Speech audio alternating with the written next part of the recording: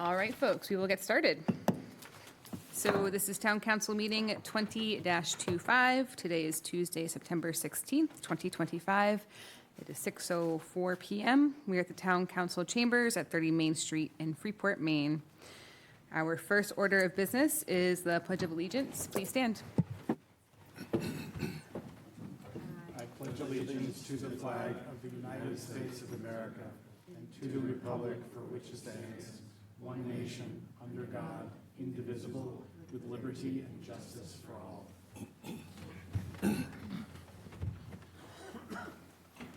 All right, and now we will see who's here tonight. Councillor Egan. I'm here. Councillor Pilch. Here. Councillor Brown. Here. Councillor Smith. Present. Councillor Benoit is here. Councillor Lawrence is excused tonight. Councillor Pillsbury will hopefully be joining us virtually later on. Moving on to our third item, which is to waive reading and accept as printed the September 2nd meeting minutes. So move. Second. Any discussion? All those in favor? Aye. All right. Moving on to our next item, which are announcements. So District 1 and District 4 meetings are coming this September 25th at Freeport Community Services for District 1 and September 30th at the Maine Waldorf School for District 4. It's your chance to connect with town councilors, ask questions, share ideas, and hear what's happening in your neighborhood. Check out freeportmaine.com for details. Tax bills will be mailed out at the beginning of October with a first installment due date of 11/17/2025. We have openings on various boards and committees. Please see the town clerk if you are interested in the vacancy on the Freeport Sustainability Committee, Cable Advisory, or Shellfish Committee. We also have 2 openings for student representatives on the Police Advisory Committee. Absentee voting begins the first Monday in October, but before you cast your ballot, come meet the candidates on Monday, October 6th at 6 p.m. at the Freeport Community Library. Hosted by the library and RSU 5 Community Services, this forum is your chance to hear from those running for Town Council, RSU 5, Water District, and Sewer District. Get informed and ready to vote on November 4th. From meetings to milestones, projects to plan, there's a lot happening in town government, and we want to keep you in the loop. You can head to freeportmaine.com and click subscribe for news to get updates straight to your inbox. You can follow us on Facebook, Instagram, and Blue Sky to see what's new, what's next, and how you can shape Freeport's future. The town of Freeport has recently become aware of scam emails creating fake invoices requesting payment for application fees. The town of Freeport will never ask you to wire funds. Do not comply with instructions to wire or ACH funds. If you have questions, contact the finance department. The town offers 2 times for residents to stop in to discuss issues of importance or provide feedback on town operations. Public drop-in hours with town council leadership the first Monday of every month at 8 a.m. and public drop-in hours at the town manager's office on the 2nd and 4th Tuesdays of the month from 4 to 5 p.m. All right, that's it for me. Any other announcements? Okay.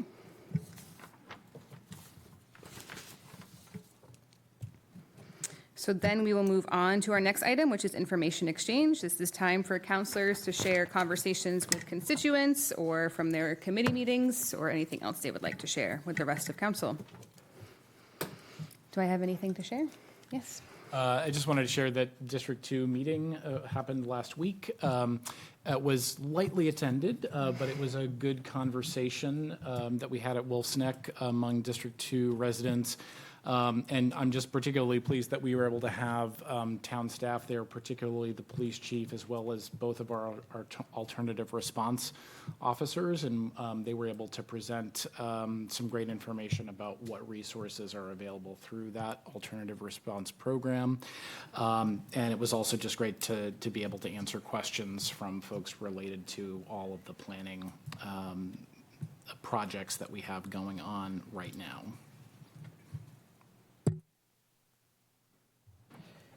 Anything else? I also know we had the District 3 meeting as well, which Councillor Pillsbury led, that had, 35 folks in attendance, so great. I'll also share that Councillor Pillsbury and I had the opportunity to get on, I think, the first 100% electric aquaculture boat in the country. Yes, I'm looking at Ken, okay. We got to tour some of Freeport's local aquaculture farms. We stopped at Love Point, Maine Ocean Farms, and Emily's Oysters. Also, Ken brought some delicious kelp tacos from his oyster bar. And we learned that there are 14 aquaculture farms in Freeport. So that was pretty cool.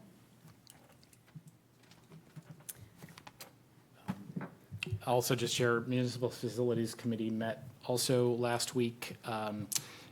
Did quite a bit of follow-up conversation related to the scope of work for the public safety building space planning study, as well as space planning at the library. Nothing to bring to you as of this point, but we think we will have some things coming out of the next meeting or so. Great. Go ahead, Councillor Brown. At that same meeting, we discussed briefly the fact that there's no real news about the skate park that continues to be something we're working on. I guess I'd take this moment to appeal to all of you out there to be on the lookout for some property in town that could be used as a skate park for young people. It seems like this has gone on so long. It's embarrassing, and we have a gift that will be handed to us to pay for all of the skate park. There's been 4 sites identified, I'll just point out. So it's not like we're looking for the needle in the haystack. We found 4 needles so far. But. Right, but we need to settle on one that we all agree is going to work. I just remind people, this is for the kids. These are for all the people that are going to take care of you when you get older. So it's actually important, serious. Not everyone learns in a classroom as easily, and I suspect there are papers written about skateboard parks as learning centers in their own way. So I think it's an important thing. Any other comments? All right, thank you. And our committee update with the Freeport Economic Development Corporation will push to our next meeting.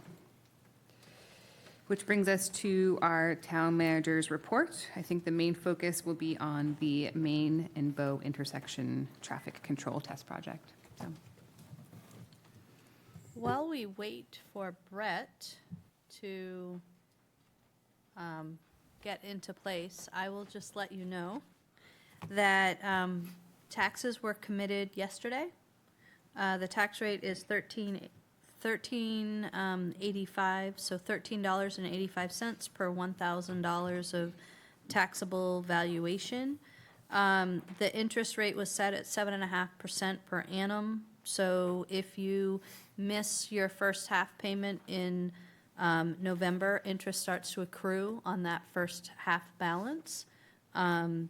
And the breakdown, which I think was the piece I left out of my manager's report, 71% of, so this is the breakdown of the taxes, so for every dollar we collect, 71% goes to the RSU, 25% stays with the town, and 4% goes to Cumberland County. So just so you're aware. Tom.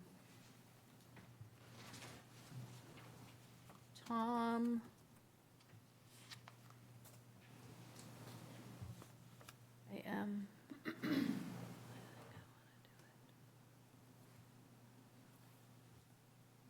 Supposed to up here.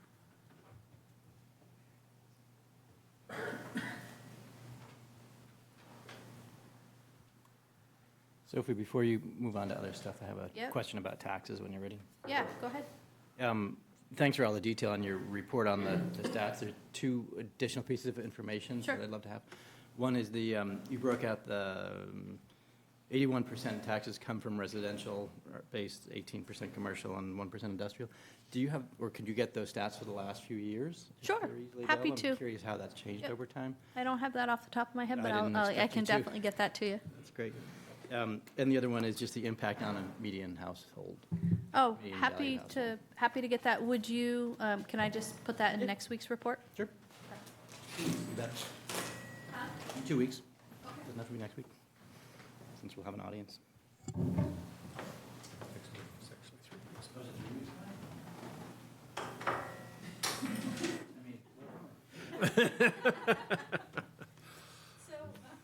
So I thought I would really kind of yield the majority of the manager's report to the, an update on what's happening at the Bow-Main intersection. And this has been kind of an all-staff effort.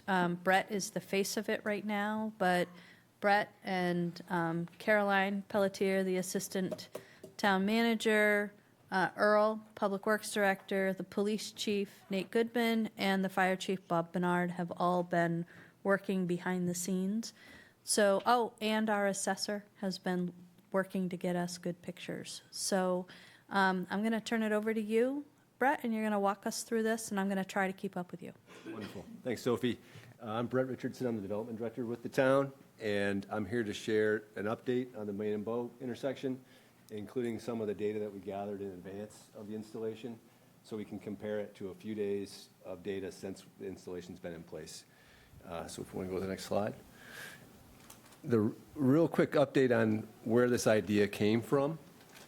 I guess first of all, here is a vision that was built off the downtown vision of 2022, and then the next iteration from Jeff Speck as part of the Village Corridor Initiative, which is our partnership with Maine DOT to look at the Route 1 corridor from essentially Maine Beer Company north up to Upper Mass Landing Road, to look at potential build-outs around that area, and then to make sure that we're designing a transportation corridor that meets the needs of everybody in our community.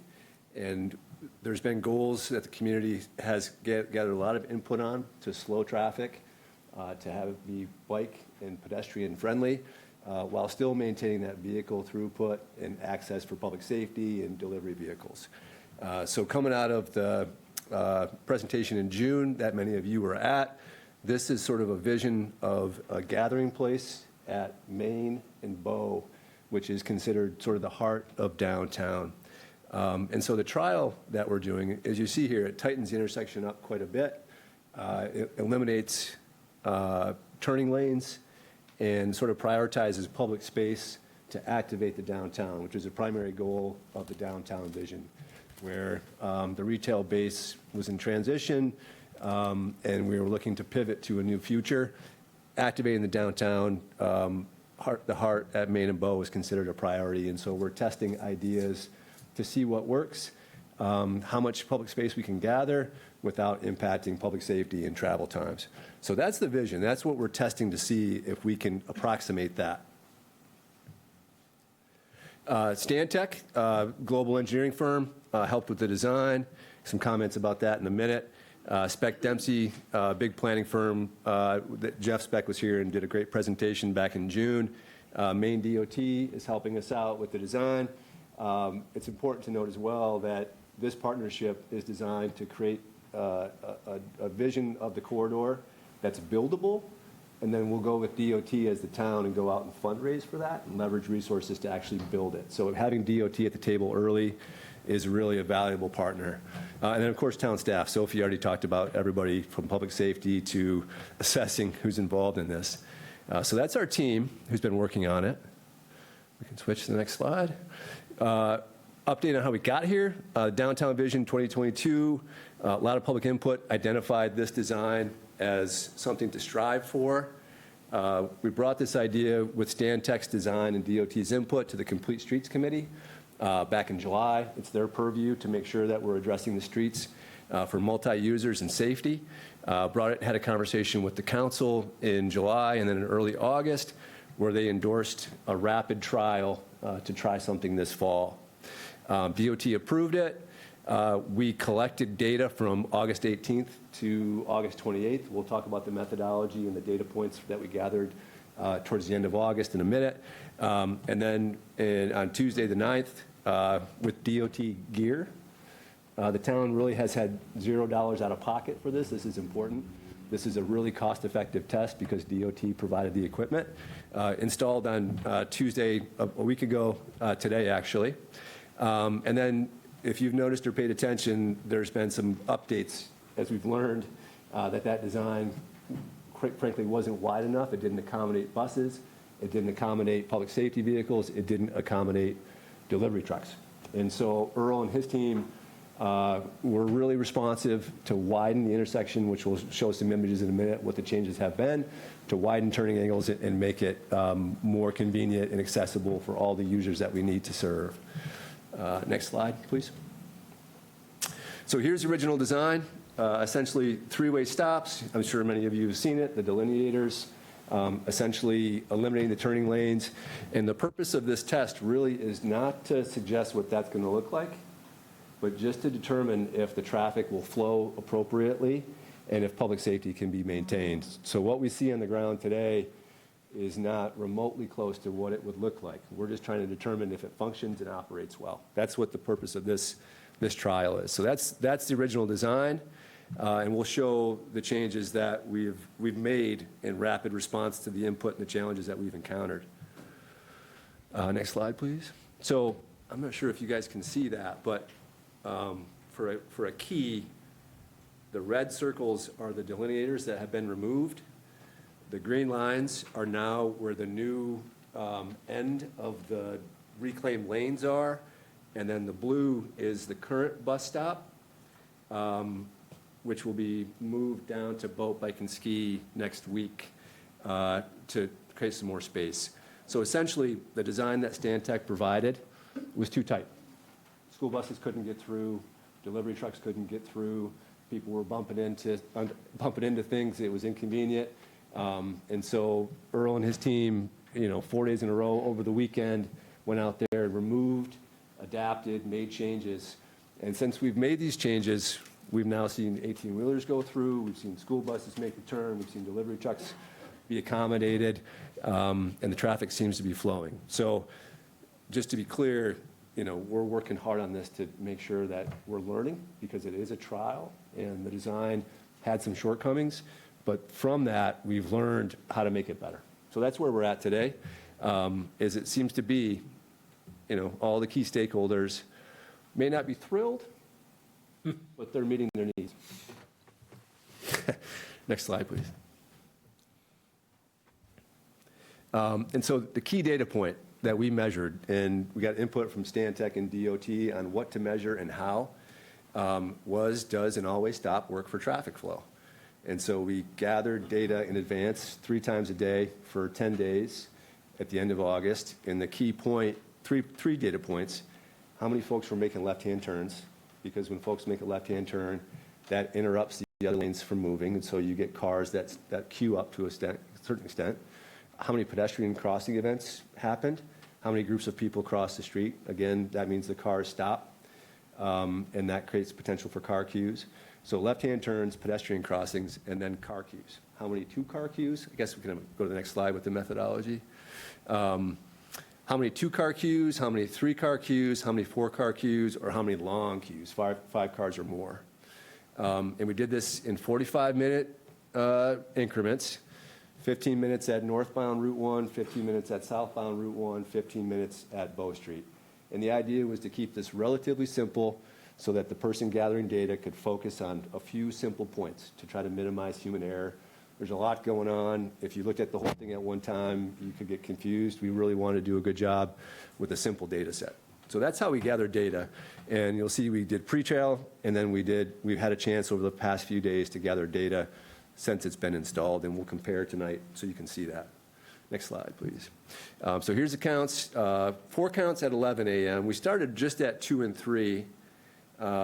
from 18th of August to the 21st, and then we shifted the 2 p.m. counts to 11 a.m. counts, because what we noticed was that at 2 and at 3, they were very similar. We weren't really learning much in terms of differentiation, and so what we did is we shifted the 2 p.m. counts to a different time of day to see, okay, what's happening some other time when we're not paying attention. So we had 4 counts at 11 a.m., 4 counts at 2 p.m., and then 7 counts at 3 p.m. It's important to note, too, that we paid attention to the high school releases after school was in session on September 3rd, September 4th, and September 8th, and there were really clear patterns about what happens between 2:20 and 2:45. You probably have all experienced it. Next slide, please. So here, if you guys can see that, here's sort of the pre-trial data summary. So there's a lot of folks crossing Bow Street. We had in 15-minute increments, roughly 40 interruptions of traffic, either a pedestrian or a left-hand turn. And then in a 15-minute interval, we averaged between 3 and 5.5 two-car queues, so 2 cars lined up. That drops a little bit down to between 1.3 and close to 3 for 3 cars. 4 cars drops a little bit less. We're down to 1 to 1.5 cars. 11 a.m. not as busy as the afternoon. And then we wanted to understand how many interruptions does it take, how many people crossing the street, how many left-hand turns does it take to start to queue cars up. So that's what we gathered. Quite a bit, for a 5-car queue. In terms of a two-car queue, say that fast, 2-car queue, you get 2 or 3 interruptions and you start to get a car back up. So that's the pretrial data. And again, as I mentioned, from 2:25 to 2:45 in the afternoon when the high school gets out, it's pretty backed up. That's a 20-minute window where it's pretty congested. But we found consistently that around 2:45 that starts to clear out. So that was validated, and it continues to be validated today. So that's something that's before the trial, and it would take some really smart traffic engineers to solve that problem if it's even solvable. It might be just 2:25 to 2:45. So we got a couple more slides. That's the pre-trial.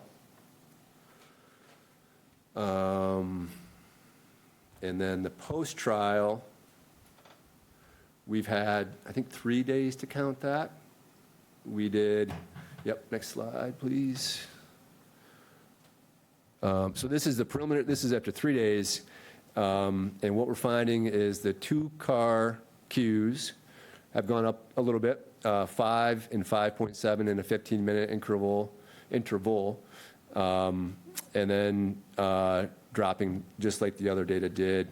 So a little bit higher, not quite double, but still pretty manageable. We had the planner from Maine DOT out today, and his assessment was essentially, now that Earl and his team have made these changes, opened the intersection up, we're getting delivery trucks through, school buses can navigate it. Again, they're not thrilled. Let's be honest, they're not thrilled. I'm not going to try and sugarcoat it, but they can get through. And we have an opportunity, if we move forward with this trial, to learn from it. And then once we get to a design phase, we can incorporate these learnings into a design, so we can kind of split the difference and have wider turning lanes and address these concerns. Can I ask about the data for a second? Sure, of course. So if I'm reading in the second column there, the average vehicle queue in a 15-minute interval, at 11 a.m., that's an incidence of 5 times there were 2 cars backed up? Is that what the 5 In 15 means? minutes. In 15 minutes. The observation was there were 5 incidents where 2 cars were backed up. Yep. And it goes, obviously, Yep. follows that down. So, okay. It's important to note, too, just at a logistical level, we have an always stop. So you have people coming up and moving around and taking their turn and predictability. So I've heard some observations that 2-car queue queues up, but it actually, if you're making a left off a Bow onto Main, you're probably getting faster. It's probably faster for you because you have a natural break in the traffic. That's some observations that we've heard. But to answer your question, John, that's a great summary of what this represents. Hey, Brett, the third set of numbers on the right, average traffic interruptions per queue. Yep. What is that telling us? I'm not sure if it's all that valuable, but what we did was an interruption refers to either a car making a left-hand turn, which under the former current baseline with all the turning lanes, that can create a queue if somebody's, backed up behind somebody making a left. Or as that car starts to make a left and other activities happening, if they pause, as the intersection opens up, that leads to queues in other areas as well. So the interruption reverts to a car making a left-hand turn, which interrupts traffic in some way, or a pedestrian crossing a crosswalk, which also sort of interrupts traffic as folks pause to let that clear. The pretrial numbers, there was like 98 Yep. interruptions per queue, and now it's 10, so Yep. is that significant, or am I missing something? I think that's because the pretrial happened when downtown was quite full. Was busier? Was a lot busier. Is there a way, and the answer might be no, but is there a way to measure the time it takes to actually get through the intersection? Because I understand we're measuring how many times cars are in a queue, but it might be that I'm in a queue, but I'm still able to make the left turn faster. Yeah, we can measure that going forward. Yep. When we talked with DOT and Stantec, everybody agreed that in this instance, in this type of project, that the traditional way to measure whether we're seriously degrading traffic flow is how many cars queue, right? So this is informative, but the real important metric from what we designed the study for is the one in the middle. Okay, thanks. But to answer your question, with more time on the trial, that's the type of thing that we can do. And we've got some anecdotal information that suggests that the queues might be a little bit more, but in many instances, the travel time isn't dramatically impacted outside that 2:20 to 2:45 on a school day afternoon. I think we've got one or two more slides that just simply puts them side by side. So this is a comparison. So, 2-car queue at 11 goes from 3 pre-trial to 5 2-car queues post-trial. At 3 p.m., it goes from 5.4 2-car queues to 5.7, pretty similar. It goes from 1.3 to 2.1 in a 15-minute increment, and then 2.6 to 3.3, so half a queue in a 15-minute increment. Those are the big ones to pay attention to. So there is, a somewhat of an increase. The DOT's planner's perspective today was, this looks pretty good to me. I was concerned that we would see cars southbound backed up to School Street. He didn't see that at all. He was concerned that northbound he would see cars, backed up down past the Oyster Bar. He never saw that. And so his anecdotal observation was this appears to be working. I consider this trial a success, was his takeaway. So just to round it out too, so we've talked with public safety, and the input that we've received is that this trial does not constitute a public safety issue. There's no real concerns about public safety. We've been in touch with the school district around what the impacts are for their busing routes. And they can make the turns now, is my understanding, but there is paying attention to the time going forward. They're on a tight schedule to keep their logistics moving and to get the kids picked up and to their homes on time. And so, we'll have to continue to pay attention to that and work with them to address any concerns as they learn more and we get deeper into the trial. We've been in touch with many of the larger businesses in town with delivery trucks, and none of the truck drivers are thrilled about it, but it's now in a position where we can navigate it. And if we go back to that slide of the changes that we made, these are learnings within 4 days, right? Quick adaptations that Earl and his team have made that we can now, kick back to the engineers, and we can now design for this, and we can now accommodate these learnings into future changes.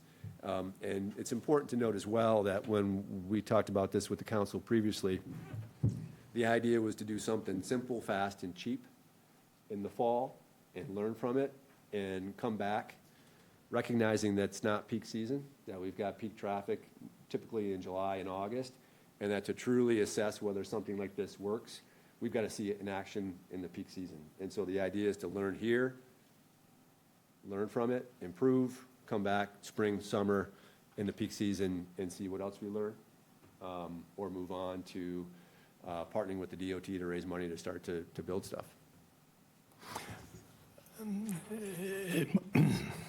It might be fair to say, however, 1 week ago on Tuesday, maybe Wednesday, before the changes were made, one could make a case that there was an issue with public safety because radiuses were not always manageable, for instance.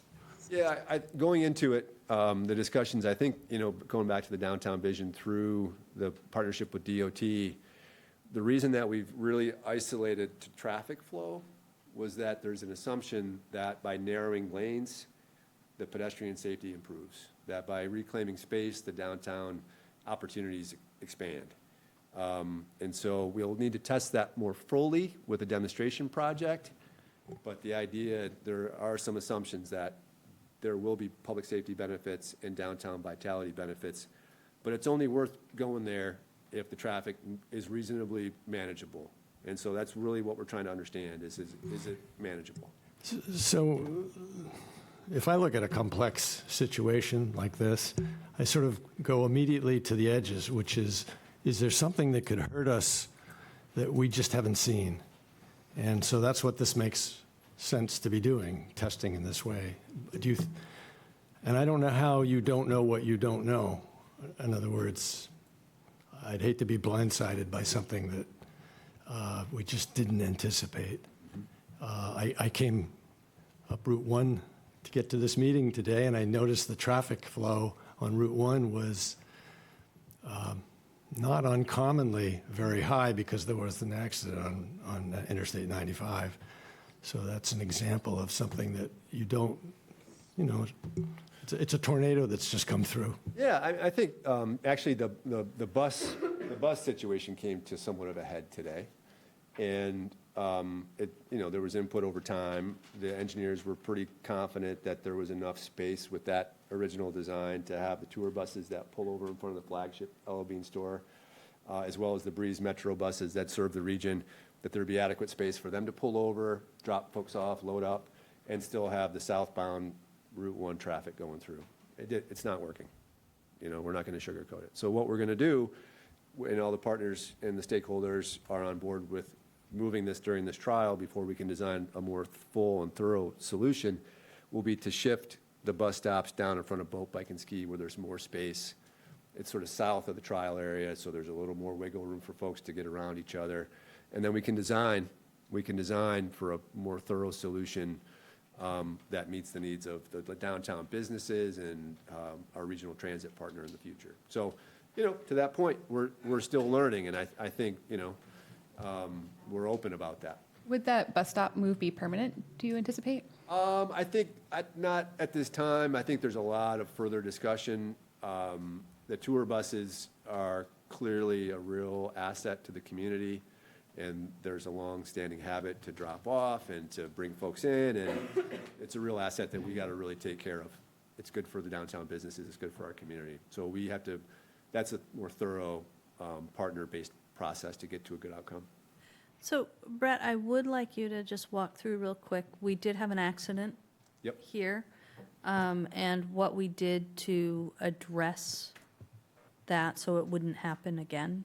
Yep. Or shouldn't happen again. Yep. So yesterday afternoon, I think it was, a commercial box truck came through an intersection and clipped one of the stop signs that then fell over into a car going by. And so we had that discussion, is this what does this mean? Is this a deal breaker? Is it over? And we were able to make some changes and some adjustments to spacing and location to minimize that from happening again. And I think going forward, I'm not going to put words in the public director's mouth, but I think the idea is that we can figure out a creative and cost-effective solution to anchor those stop signs a little better. The beauty of them now is that, again, we're learning and we want to be able to move stuff as we learn to adapt and adjust. And that once we're now building more confidence in the current design, that we can put some more weight on those stop signs, and they won't be as, as malleable, so to speak. You talked about the timing issue with the buses. I imagine that part of that is that they, in the past, have had that right turn lane and the right of way to, when they go from Moore Street to Mass Landing, they can all just stay nose to tail all the way down, and now they're being pulsed out and having to wait for everyone else at that intersection.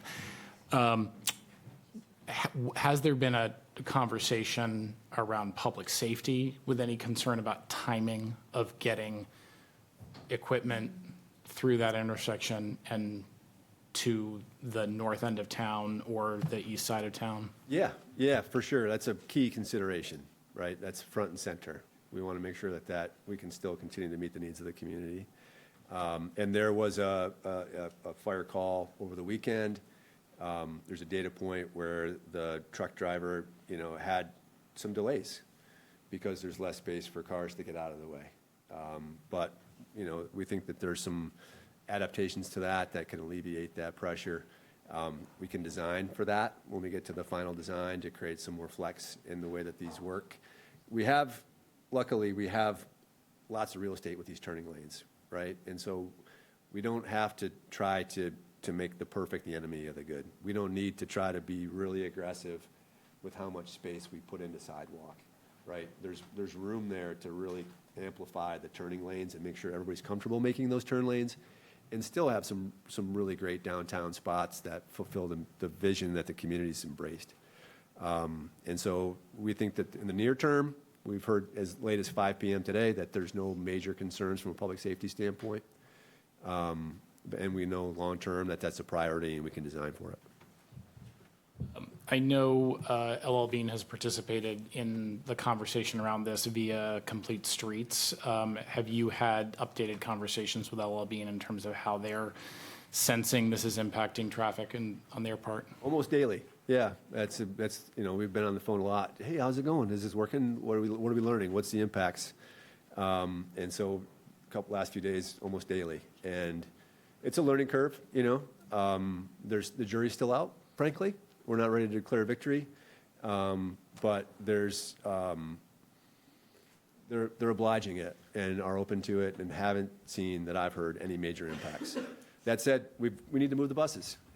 We need to move the buses, and we're going to do that. All the partners are involved on that and supportive of that move, and so we're going to expedite that. Breeze has it in their work plan to do it, and been in touch with Visit Freeport to put the word out to the tour buses to let them know that we're moving it south.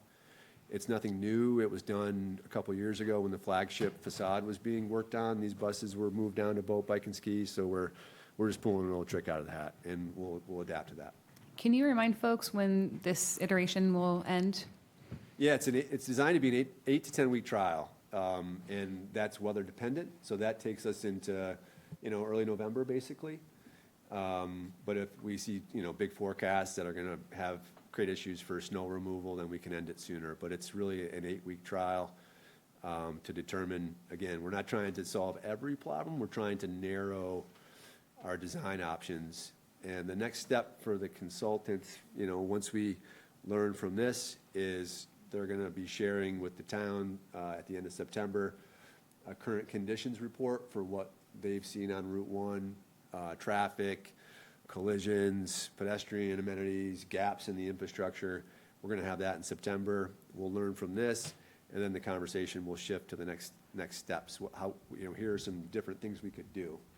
But this is key because it helps us understand if the community can support something like this. It helps us learn together whether or not this is the road we want to go down. And it's all DOT equipment, so it's a pretty cost-effective way to learn. And I think from a staff level, we all appreciate the community's patience as we do this. Could you actually go through the solution to making way for an emergency vehicle that needs to get through town quickly with such narrow roadways? In other words, what is the solution to that? Because that strikes me as important. You could go around, right? You could go west. Folks, Yeah, I mean, that's a conversation that we'll we let, had. we'll let Brett finish his presentation, and then we'll have time for public comment during the public comment section of the agenda. That's a conversation that we had with public safety. And there's different ways to do it. I'm not going to put words into, that's not my profession. I used to drive a truck. I've got a Class B. I've driven around Freeport. I understand what it means to have tight intersections. And this is my experience, having been in that space for a few years, is that the first time a truck driver gets in a situation where they're uncomfortable, where it's unsafe, and they're in a pinch point, they're very quickly going to adapt and figure out a different way to get there. That's how they operate. They're problem solvers. Truck drivers are warned on the highway that they need to get off at the next exit if they are a certain height. And I wonder if signage, it's complicated because too many signs in the town could not be observed, but I'm just wondering about that. Yeah, and I appreciate the question because I think it's important to note that this idea might be as old as 2022, but this trial is literally a week old. And we've learned a lot and adapted a lot from the original design that was plopped on our desk to where it's at now. So I think that process will continue. I just want to echo a statement you had of just really thanking folks for their patience and writing. We've gotten a ton of feedback, which is what this is for. Whether it's good, bad, happy or not, we want it. This is how we make sure it works or it doesn't work. And I know it's not pretty right now, but it'll never look like this again. So thank you, everybody, for your patience on this. Councilor Egan. Thanks. I just want to point out, I didn't know that our economic development director had such transportation engineering chops, or maybe they're just recently acquired. So well done explaining that, and thank you for being the front of this and handling all of the dynamics. I think you've done an excellent job at that.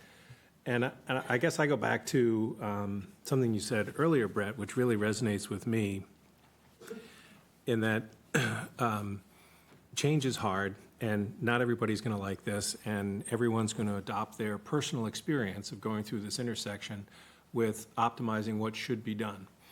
And that's community input. And if we were to take another track and spend a fair amount of money on traffic engineering and civil engineering design work and have, let's say, 10 public hearings about what to do and have lots of diagrams and maps up there, we might reach a 51% consensus, maybe, about what would be the best one to do, and then go ahead and spend literally millions of dollars to build the intersection and find out it doesn't work. And so I think it's really critical to look at traffic engineering in live time with vehicles, with public safety, with delivery trucks, with school buses and tour buses. The only way to really understand how it's going to work is to do what we're doing and to try it out. And it's inconvenient and it's itchy and it's like, why are we doing this now? And I got to get to so-and-so by 2 o'clock and I'm stuck here in this 5-car queue waiting for this stop sign. It's not that long. So I'm hopeful that we can have a little bit of patience with understanding about why we're doing it this way and the wisdom of that. And I think we could do, I wish we could have 4 or 5 of Brett's slides running on a big screen right next to that intersection so people can understand the why. Because I think everybody thinks this just fell off the moon and landed in downtown Freeport. What is going on? Many people are not paying attention to our meetings, despite how invigorating they are. So I'm curious if there's a way for us to get some signage up to explain, patience while we're learning. Traffic planning, takes time or something up there to just We do have some political, help explain that. I didn't mean to cut you off. Yeah. We do have some political signs that we're going to put out as early as tomorrow that have a Fabulous. QR code with the video and have some images and some So text. by political signs, you mean what people are normally used to seeing political signs put on, correct? wires that go in the All ground, right, just double checking. Structure, yeah. Great, thank you, And I Brett. mean, we do have the right stakeholders involved, just to be very clear. I mean, Maine Department of Transportation is paying close attention to this, and that's huge. And, this is the result of lots of input on the downtown vision and with our Village Corridor Initiative. So, yeah, we're doing it. Thank you. Councilor Pilch.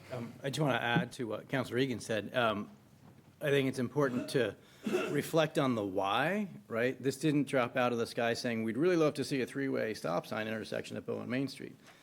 this originated from the idea of having a more vibrant downtown, having more people walking up and down Main Street and across Main Street safely.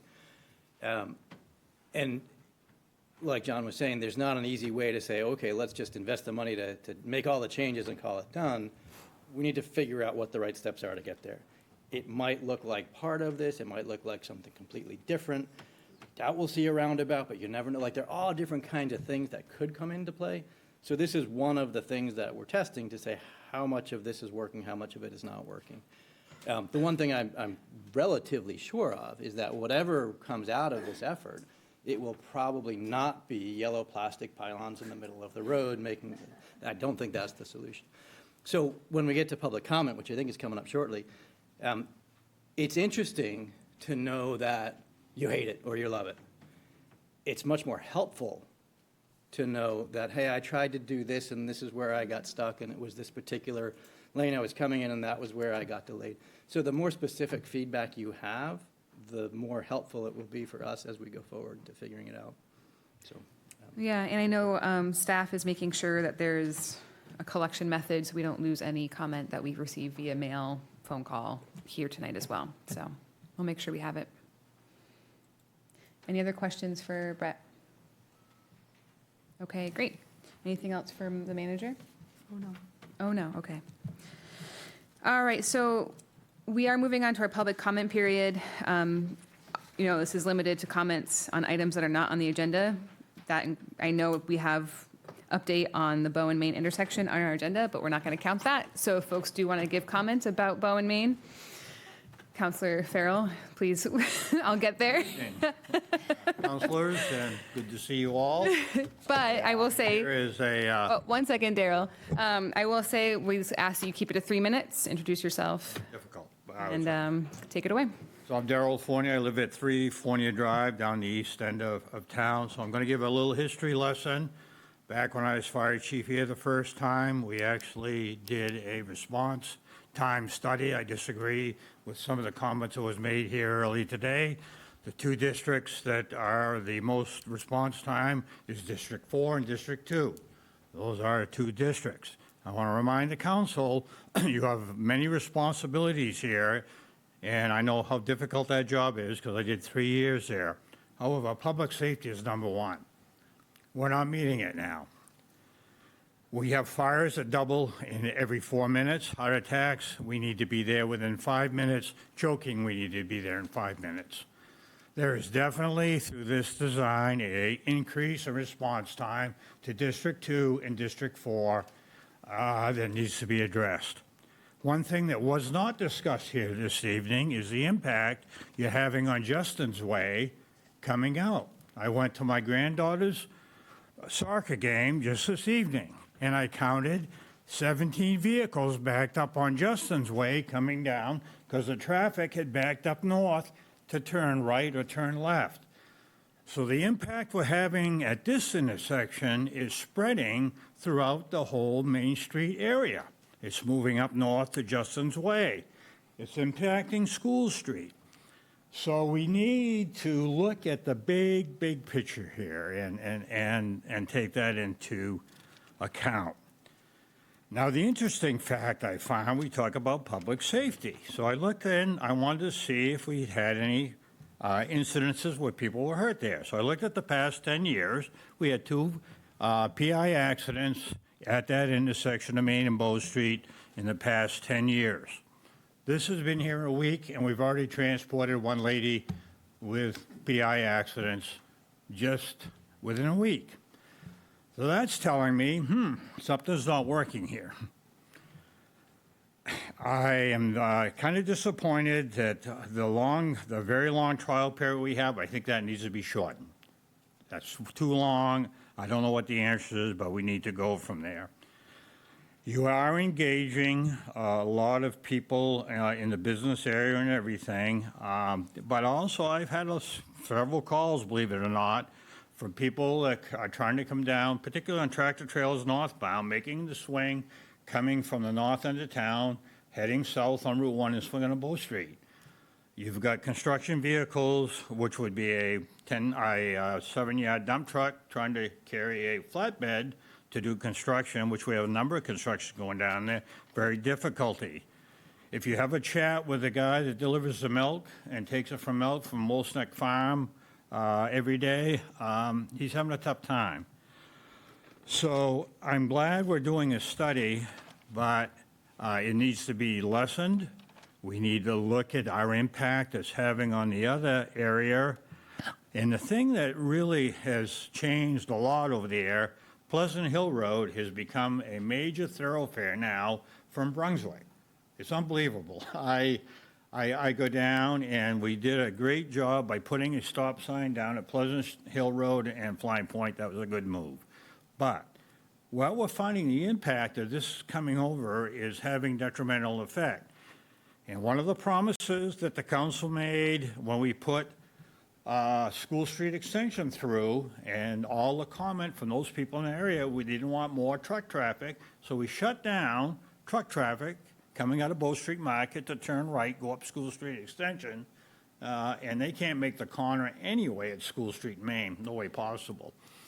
So we made that promise, and I think Earl will verify this, that School Street Extension has not been built to take the weight of the trucks that go down through there.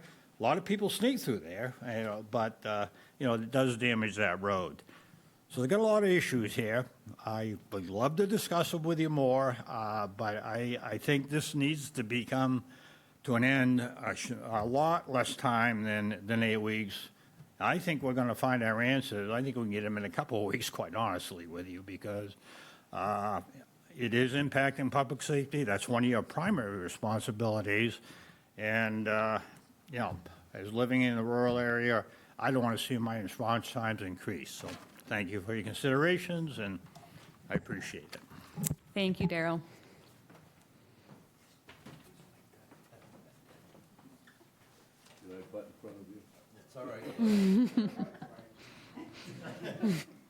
My name is Brian Sloat. I live at 39 Beach Hill Road. I've lived here for nearly 78 years.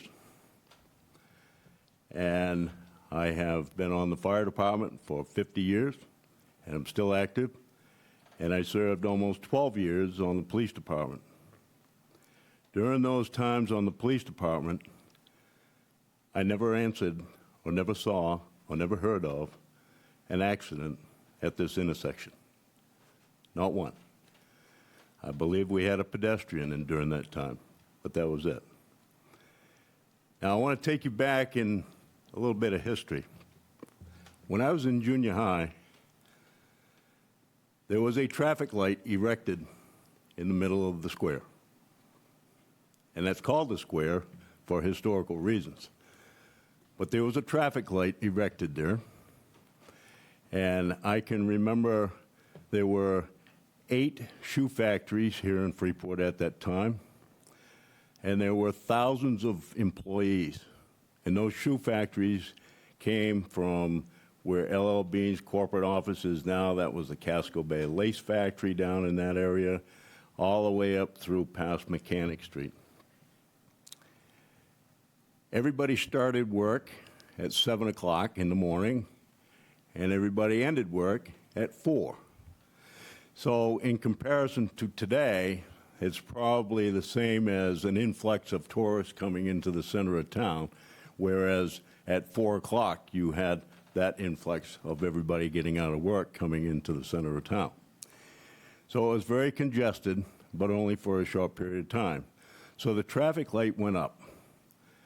And I might add that I do not remember any discussion. It was a selectman form of government at the time. I don't remember any conversations about that going to happen, but it did. It made things worse. Bow Street was a mess. You had Eastland Shoe, Freeport Shoe, E.E. Taylor, Fremont, all coming into Bow Street and coming up into the center of town. From here, you had Davis Shoe on West Street, you had Casco Bay Lace, and a couple other places, and that was all headed north. Granted, a lot of people that were employed at that time here in town came from Lewiston and Auburn. There was no Mallet Drive. So, There was no interstate. So that became a cluster. It was a mess. And I'm going to say, if I remember right, it probably lasted for maybe a month or 2 months. And that light was taken down, and everything was put back the way it was originally. And everybody was happy, and everything flowed great until now. Let me just touch a little bit on driving an emergency vehicle. State law says people in front of this emergency vehicle with lights and siren will yield to the right. So the other day, on Saturday, we had roughly 7 fire calls here in town, all serious, very serious. One call resulted in calling in several other towns. So those several other towns had to find their way through Main Street. So what happens when you're driving that emergency vehicle and you come up to this stop sign headed north? People in front of you have a tough time yielding to the right. And the reason is because somebody has already yielded in front of them and they've turned in onto Bow Street and stopped. The person coming up from Bow Street onto Main Street has stopped. So this guy in front of the truck, he's got nowhere to go. He's either going to step on it and go as fast as he can to get out of the way, but no. What they're doing is their first instinct is to get out of the way and not continue to go straight. He pulls to the left. This happened Saturday. He pulls to the left. We've got southbound oncoming traffic. So now you're facing a head-on collision, which luckily did not happen. But this vehicle now has to wait until we go by or another truck goes by. Nobody from the southbound lane can move because he's got it blocked. So it's another cluster. It's a mess. So we have a reported overstructure fire on Bow Street, right on the sharp curve. We go up, we try to get around the curve. The best thing to do is just drive over those white stakes and yellow stakes. We also have a hydrant right next to Linda Bean. Well, it's really blocked right now. The town has blocked a hydrant. They've made it difficult to get to this hydrant. It's not fair, folks. It's not good. Luckily, it's a trial basis. This accident this accident just the other day before yesterday, I believe, when the stop sign went through the windshield of a vehicle, the woman's face was cut. Luckily, she refused to go to the hospital, but the vehicle had to be taken to the police station in order to get it out of the intersection. Prior to that, a few days prior to that, a Hannaford trailer truck was coming up Bow Street and went to make a right-hand turn. If you've seen the pictures, those are my pictures. He's hung up now hard against the telephone pole in front of Patagonia. He says he's been driving for 30 years, never had an accident, never struck anything. So we didn't have to respond to that because he was able to back up and get the tractor around and make a wider turn. But it's causing problems. This is causing problems. It's not fair to the people of this town, the tourists, the people that we want to have come here. It's not fair for the emergency personnel that have to drive through there in a scenario where they say code 3. Thank you very much. Thank you. All right, thank you.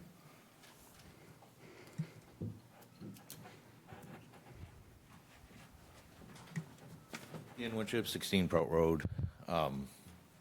Much like what he said, my wife was actually at that intersection. There was about 10 vehicles there. Rescue was coming. No place to go. There is zero space to move out of the way. You know, that guy having the heart attack on his porch, he can wait 5 minutes. This place up here with that light, that's nothing but gridlock. When L.O. Beans gets out, you can't even pull off Route 1 and go take a left. I mean, no disrespect, Steve, but if you can't pay attention to street signs, any law officer will tell you that you probably don't belong on the street. So, thank you. Thank you, Dan.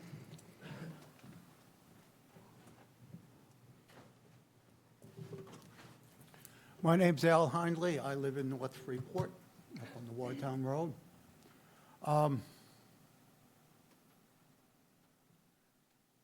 I came across a book that was printed in 1991, and it was on the history of the town of Freeport. And it covered Main Street, it covered the town, Porter's Landing, South Freeport, and it had a lot of names that I heard. I did not necessarily know the people that lived there. There was a generation before me.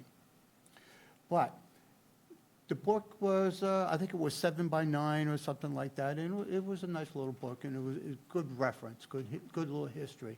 And in the very beginning, I think of the first 2 or 3 pages, there was a picture of the town square. And it was someplace, I'm going to guess, the late 1700s or the early 1800s, someplace in that vicinity. And it showed a picture of the square and the little bow and then Bow Street down here. And how big that was. Do you know why it was that big? It explained it. It's the history of this town. Because the mast. England wanted the mast, our pine trees, for a mast for their ships, and they used to bring them down this way, and to get around the corner, they had this big corner, and these masts were, what, 90, 100 feet, something like that. That was, what, 180 years ago, 200 years ago, something like that. So that square has been there for 200 years in the form that it has been in. I can't understand, if it's not broken, why fix it? Another question for you, as you're doing your traffic study. How far is it from the stoplight down here on West Street to the stoplight up on Mallet Drive? Yeah. Half mile? Half mile? How many crosswalks do we have in between those 2 lights? Off the top of my head. Quite a few. Yeah. We got quite a few. And if you go through the town in a certain part of the day, you've got to stop 10 times to get through. So as far as your traffic safety is concerned, geez, I think it's pretty slow the way they're set up right now. Just a thought for you. I think that the money that I heard something like $1 million or millions of dollars between the town and the state, and how much are we going to have to shuck out for this? I don't know. I would think a little bit. I would think a little bit closely about this. You know, are we really spending the town money wisely on something that really isn't broken? Thank you. The town hasn't spent anything. It's all Pardon been, me? the town hasn't spent anything on this other than some staff time. It's all been the DOT. That's actually one of the The town hasn't advantages. spent anything yet. Is this what you? Right. It's the DOT that's carrying the bill for the infrastructure to Well, test who it out. invited them? We did. We did, yeah. Thank you very much. Problem. Thank you.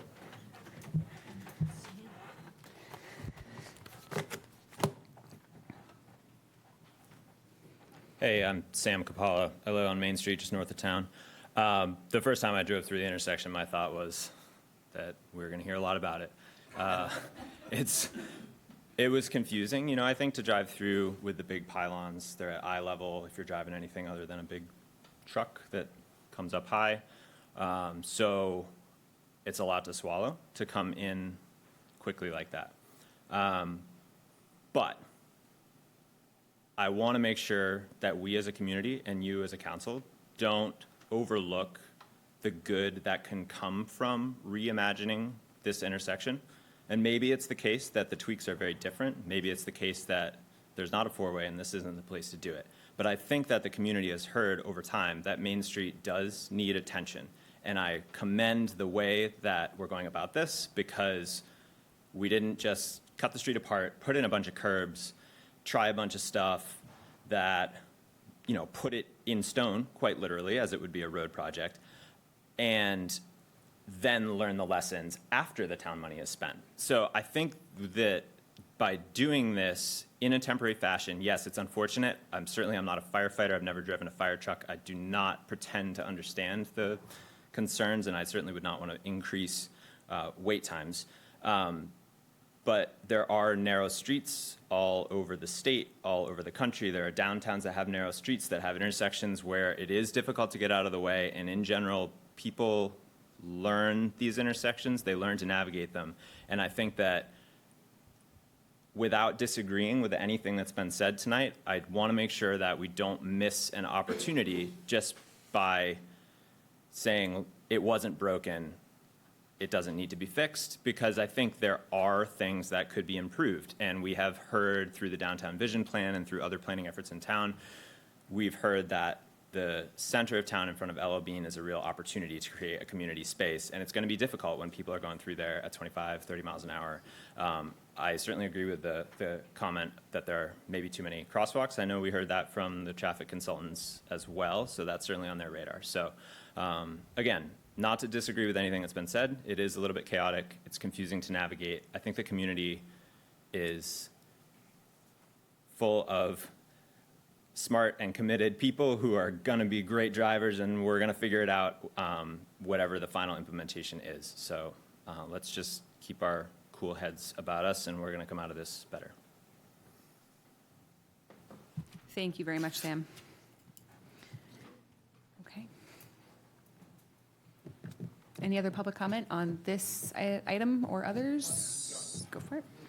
I'm not going to say anything, but might as well. Name's Mike Yates. I live in Moore Street, been there 51 years. One thing I learned in the military service, you adapt to your environment. And I've adapted 100 times since I moved here. Some changes have been awesome, some not so good. We adapted, we're through them. One thing I have noticed is we always talk about green space. Well, we got a lot of green space. Beans is going to put in a heck of a nice green space. We have an awesome park. We got walkways. Do we really need this little corner to be a green space so people can sit? I think it's great people sit. We've narrowed our Main Street up so we have a better Main Street. It's too narrow, but we've done this. It's working so far. But I was on the fire department with Brian and Daryl.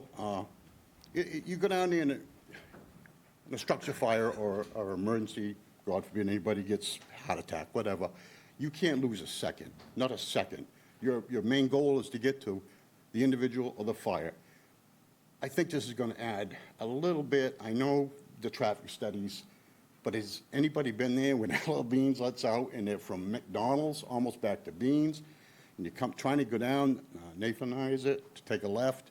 It's difficult, and you're sitting in. And I'm a patient guy. I'm 73. I am not in any hurry. But I don't know if this is really, I'm not saying worth it. It is always worth it to make your town better. And we've got an excellent town here. I love it here. Came from Yarmouth. Don't hold that against me. But I'm saying, is it really worth it, folks, to do this? I mean, it's been working great. Let's look at something else. Maybe someplace else we can do a green space. But I don't want to impact anybody's life. I don't want to impact any little child that has gotten away from their parents, and this guy thinks he's ready to go, so he darts out. We've been very fortunate. We haven't any accidents on Main Street. You get FedEx trucks and UPS parking to deliver to the storekeepers, and you got to be careful. You got to go around them. Some of our tourist visitors don't use the little white strips. They like to cut right out to get to the coffee shop or whatever. But I'm all for bettering our town. But let's do it smartly. Let's not inhibit some of the things we don't really want to do. That's my 2 cents. Probably worth a nickel now, but thank you. Thank you very much. Sophie did step out, but her and I were chatting about her regular communication with public safety. That clearly is a very important part of what we're responsible for here, as Daryl said, number one. And that's definitely what we heard most about tonight, is making sure public safety can operate the way they need to help folks when they have an emergency. And, I trust Sophie and I trust public safety to make sure that that's communicated if it does become a huge issue. So as soon as that is communicated, that will certainly be addressed immediately. So, great. So we'll go ahead and close public comment. Thank you all for speaking. Any other final thoughts from counselors? I do have one thought, and it has to do with response time. If you're an EMT, you get response time because you've been trained about heart attacks and how seconds actually matter. So I just hope we keep this in our vision. I agree with what Sam said. We don't want to dismiss this in any shape, way, or form, but we do need to keep the eye on at least public safety, and it really boils down to very detailed things such as response time. So. All right. So we will move on to the new business portion of our agenda. Item 119-25, this is our consent agenda. We have the appointment of Stephen McFeeters as the warden for the election, and then we also have setting the hours for the registrar to be consistent with the hours that town hall is open during the 5 days prior to the November 4th election. Any discussion? Great. Counselor Egan, could you please read the be ordered? Be it ordered that the September 16th, 2025 consent agenda be adopted. Second. I see we have Matt on Zoom. Counselor Pillsbury, are you able to vote? I can vote. I'm happy to abstain from voting if it's going to slow things down. I'm happy to do a roll call. All right, so Counselor Egan. Yes. Pilch. Yes. Brown. Yes. Smith. Yes. Counselor Pillsbury. Aye. I vote yes as well. Okay.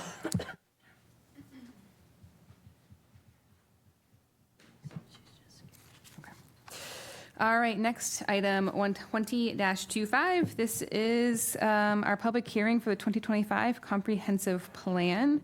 This is hopefully the end of a long road with a lot of effort from our planning board and our staff and our community. Caroline, I don't know if you have any words to share. So I don't have the right adapter, but I have the same slides that I prepared. Great. So if it's okay with you, I'll just verbally kind of walk you through where we're at today. Sure. And I'm sure Tom will come running in behind me at some point. I just want to thank our entire community, our residents, our businesses, the boards and committees, the planning board and the council for participating thoroughly in the comprehensive plan process over the past 18 months. As we talked about at the last meeting, there's questions like, what is a comp plan? Comp plan is a document that provides a shared vision for the future of Freeport. It's a roadmap for our community in making land use and policy decisions for the next 10 to 12 years. We're supposed to use it in our capital budget planning process to see where we want to focus infrastructure and updates, and it gives guidance to staffs, officials, boards and committees of the direction that we're headed. There are two primary components of the plan: the forward-looking section that sets our goals and how we're going to implement those goals, and then we do take a look back at the data and do some analysis of how we have changed over the past decade or so. We've done a lot of planning work in the past couple of years in Freeport, as we've already talked about tonight. I think, the comp plan takes a look at the entire community and at all voices. Some of the other plans we did were more focused, like the Downtown Vision Plan and the Climate Action Plan. Those have not been forgotten about. They have been integrated in here. You'll see connections in all of the data chapters. But this kind of brings all that planning work together at a little bit higher level. So as far as the process, we engaged North Star Planning. They had a whole team. You might remember we worked with FB Environmental. They did a lot of the environmental mapping. We had a housing workshop with Levine Planning Strategies, who does a lot of housing and data support. And then we had a CEDO landscape architecture involved in the process. So the planning board started this way back in December 2023. They've been meeting about this pretty much monthly. We started with the big community survey, which we think got 450 results. comp planning is really important, but it's not the most fascinating thing to all of our residents. So we were pretty excited with the survey results. We had originally planned 4 public meetings, but we ended up adding a 5th because we heard a desire from our community to have a little more conversation before we wrapped this up. So we did the 5 public workshops between June of '24 and March of '25, and we did a lot of public outreach. We did a lot of tabling, we did postering, we did direct household mailers, we did flyers to school, a municipal bulletin, postering at town hall. So you might remember back in March, we had that big community meeting. And so what have we been up to since then? So after the big community meeting, the planning board again talked about the comp plan and reviewed a draft in April and May. We then forwarded a copy to the state because we had decided if we were going through the process under the current Growth Management Act, there were some benefits to being found consistent with that. The state very quickly responded, quicker than we expected, and at the end of May, we were found to be consistent. That will help us with some state grant programs. It has been used to give people points in affordable housing.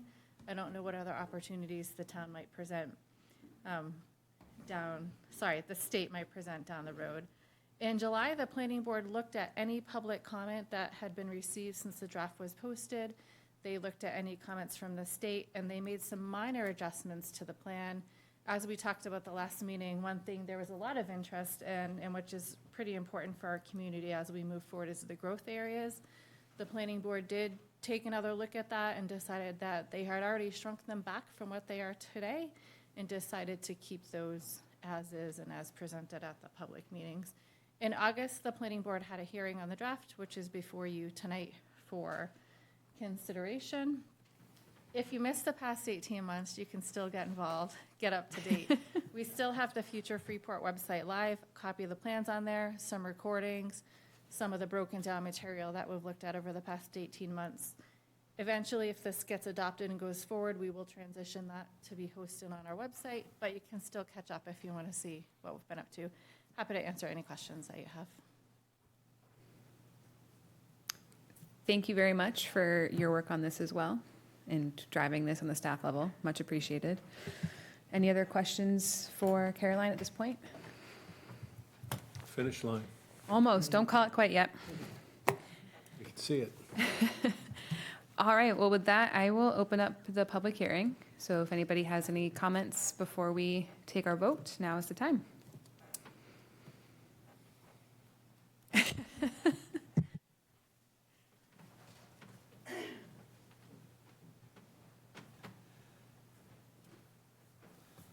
Hi again, Sam Kapala, Main Street, just north of town.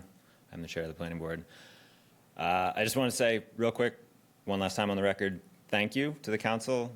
A huge thank you to staff and to North Star Planning, especially to the planning board, and then probably most of all to the residents of town who came out to all the public workshops and made sure their voices were heard and their concerns were addressed, and we got a lot of comments, and I think it was a really robust process, and I think we can be proud of the plan. No plan is perfect, and there's compromises, and I think the hard work is just beginning in a lot of ways, and I'm excited to keep going with it. So, thanks.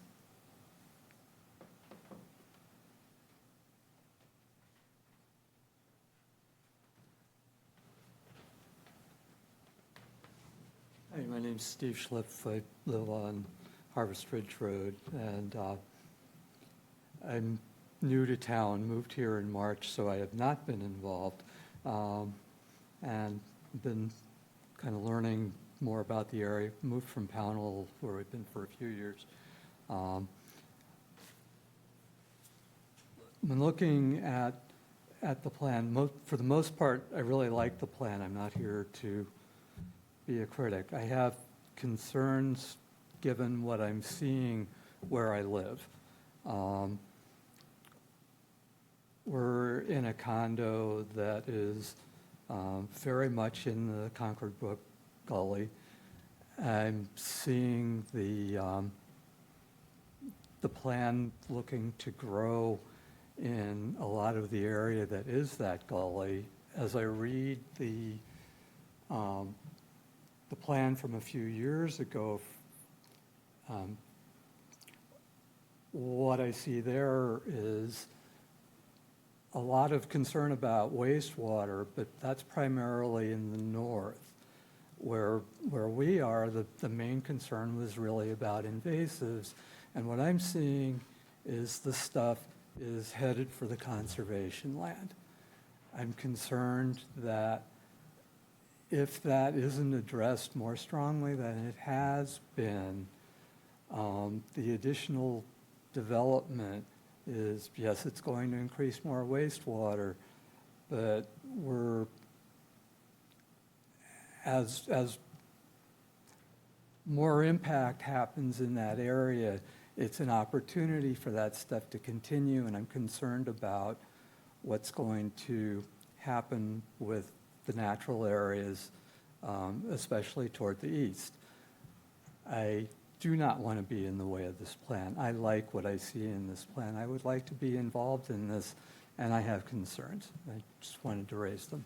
Thank you. And thank you for your work on this. It's wonderful.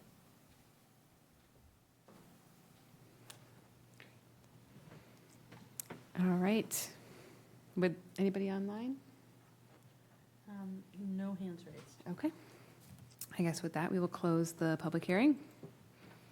Any other discussion? Councillor Pilch? Just a quick comment. Usually for a public hearing, I like to see a full room with dozens of people commenting. I view it as a success that there's not 100 people coming up to the podium tonight, because it means that there has been so much public input along the way, especially for folks who have had a chance to experience Freeport for a while. So a huge thank you to Sam, the planning board, to the consultants, to staff, and like Sam said, to all the residents who have been involved. I like that a lot of the things we do, we carve out a lot of time for public input. And this certainly was a highlight of how we do that, so thank you. I will say, we mentioned this last time, but it makes it a real easy plan to lean on with the amount of input that was put into it. You can definitely trust that it captures what the town wants. So, well done. Councillor Smith? I just want to echo thanks to everyone who put so much work into this. Certainly the planning staff and our assistant town manager in particular, having been with this plan from the beginning, planning board, and everyone who came out to all of the workshops. I just want to say that having listened to North Star's kickoff with the planning board in their looking at what our previous comprehensive plan was and how they envisioned this to be different, it certainly is in terms of format. It is much more engaging. And I think it is a plan that will continue to engage the community, because I think it's just a more engaging document. But it's also really a treasure trove of information about the town, and the work that was put into assembling all of that information in the appendices is great.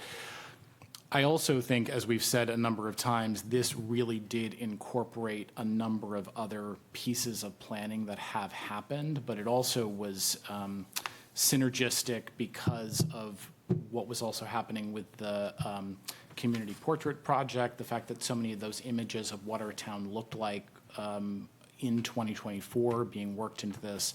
I just think it's a really great document that will get a lot of use. And as Councillor Benoit said, will be easy to rely on given the public investment in it. Any final thoughts?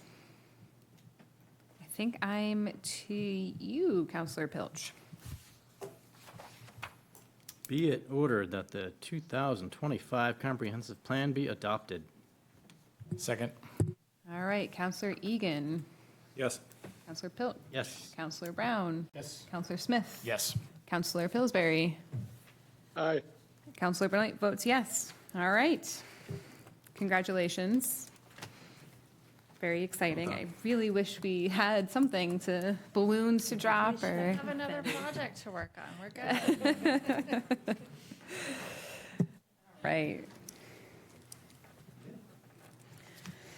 Moving on to item 121-25. So this is to consider setting a public hearing in regards to proposed amendments to Chapter 21, the Freeport zoning ordinance. we have our town planner, Kyle, to introduce this item. Everyone. So Maine Golf made an application for a zoning text amendment to the planning board, which went to the planning board for public hearing on September 3rd. The goal of the amendment was to amend 2 lines in our off-street parking requirement section of the zoning ordinance for the minimum parking requirements for golf courses and golf driving ranges. So you'll see in the memo that our minimum parking requirements for golf courses and driving ranges are fairly high. I don't know exactly when the last time those would have been considered was, but the applicant did a good job of pulling together in their application materials some surrounding community parking requirements for comparison. And you can see, for instance, the applicant who operates the only golf course in town, as they're looking ahead to potentially a future project where they're looking to redevelop their clubhouse and a new parking area, they calculated out that they would need 178 parking spaces under our current ordinance. This golf course and golf courses in general in town are an allowed use in our rural zones. It's fairly counterintuitive to require such a large swath of impervious area in our rural zones and our zones where we're not focusing development and we want to protect natural resources. So that was the justification really that the planning board used at their public hearing to say that they felt like this change was consistent with our current comprehensive plan at the time, the 2011 one, and the one you just adopted now. So the change would be our existing requirement is we require 8 parking spaces for every hole at a golf course. And then on top of that, you have to provide an additional space for every 35 square feet of building area. So if you're doing a clubhouse, and then if you're doing restaurants or some other use on top of that, that's 1 space for every 200 square feet. And then we also have to provide 1.5 parking spaces for each driving range tee. So that's where that 178 space number projection came from. 8 spaces per hole seems entirely over the top for what the use is. So what the applicant proposed and worked with staff on developing the language is to drop it down to 2 parking spaces per hole, 1 parking space for each driving range tee, and then in terms of the clubhouse, retail, restaurant, kind of accessory space that golf courses might have, because there's a difference in how every course might treat those spaces and the types of events they might have in those spaces, building in some more flexibility into that aspect of parking requirements for those things. So instead of having that dedicated, you need 1 space for every X square feet of building floor area for those kind of supporting uses, the proposed language leaves it up to the applicant for a development project to basically propose how much parking they need and for the project review board to verify that that makes sense, which is how we currently treat parking in our commercial districts. So as part of their site plan application, an applicant has to say, based on our business and how we run it and our employees and the, kind of peak events that we have, this is how many people we expect to, visit the site on a usual basis, on a peak basis, and here's the parking that we're proposing to support that. So that's sort of the logic we carried over here for the clubhouse aspect of it. Because in the case of the applicant, what they're envisioning their clubhouse is, fairly administrative, passing people through just to use the golf course, whereas you could have a golf course operate a clubhouse with, more events and ceremonies and all sorts of things that generate much higher impact traffic generation to sites. So that's the proposal. The planning board voted unanimously that it was consistent with the comprehensive plan and to send it over to council for consideration. So we're here to set the public hearing, but I'm happy to answer any questions. I know the applicant is here as well if you want any additional information. Great. Any questions for Kyle? Very thorough memo, thanks. Yeah, absolutely. And just confirming this is the only golf course in town, so it Yeah. would only impact this property. Yeah, so and I mentioned the memo, they are an allowed use in other zones, but operationally, like this is the only one operating in town. Was there any feedback from the neighboring properties? Nope, no one came out for this one. Great. So this is to set the public hearing. Counselor Brown.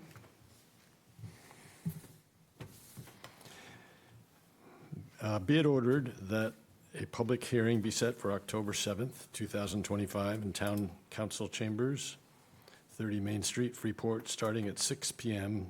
to allow the public to provide comments regarding proposed amendments to Chapter 21, Freeport Zoning Ordinance, Section 514, Off-Street Parking and Loading, introduced as an applicant-driven application from Maine Golf regarding parking requirements.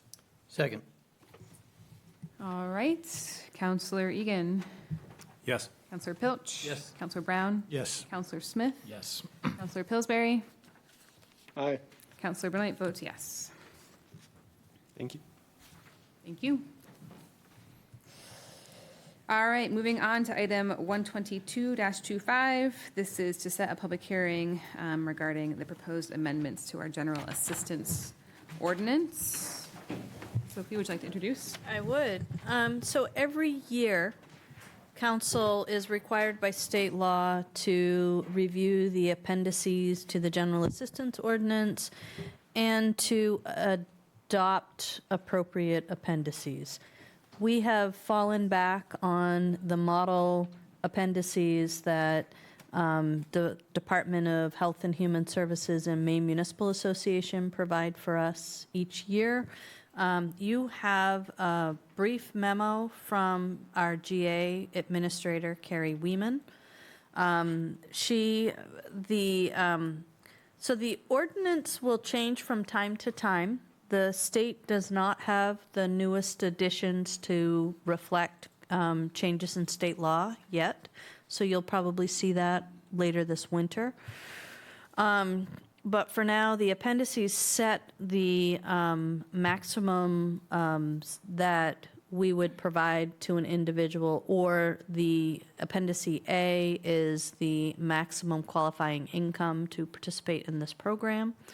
They have increased an average, the overall maximum has increased 3.46% on average, food 2.14%, housing 3.23%.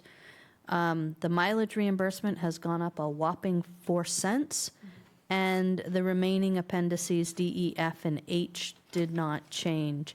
If you recall from last year, we did talk a little bit about the housing maximums. Carrie and I talked about the housing maximums that were proposed.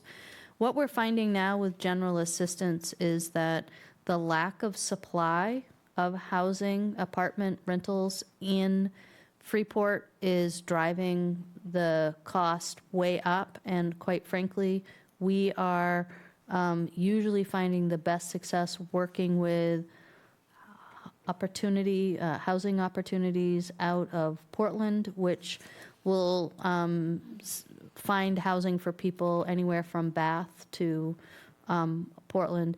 So the amounts that are in there right now are adequate for the rentals that we have been finding for people. Our recommendation at this point is that we keep it steady, and we can change as needed. If we decide we need to make some changes, we can bring that back to you mid-year. Any questions? Go ahead. Just remind me, it's the case that if through that program you were just talking about, someone who is currently coming and seeking general assistance in Freeport is moved out of the town, we still have responsibility for that person for some number of months, Yes, correct? we Is do. it 6 months? Or So is It was 6 months. There is new state law, and I can't remember if it went to 3 months or 9 months. Okay. But But it changed by 3 in It- one direction or another. it did. Okay. Any other questions? All right, Counselor Smith.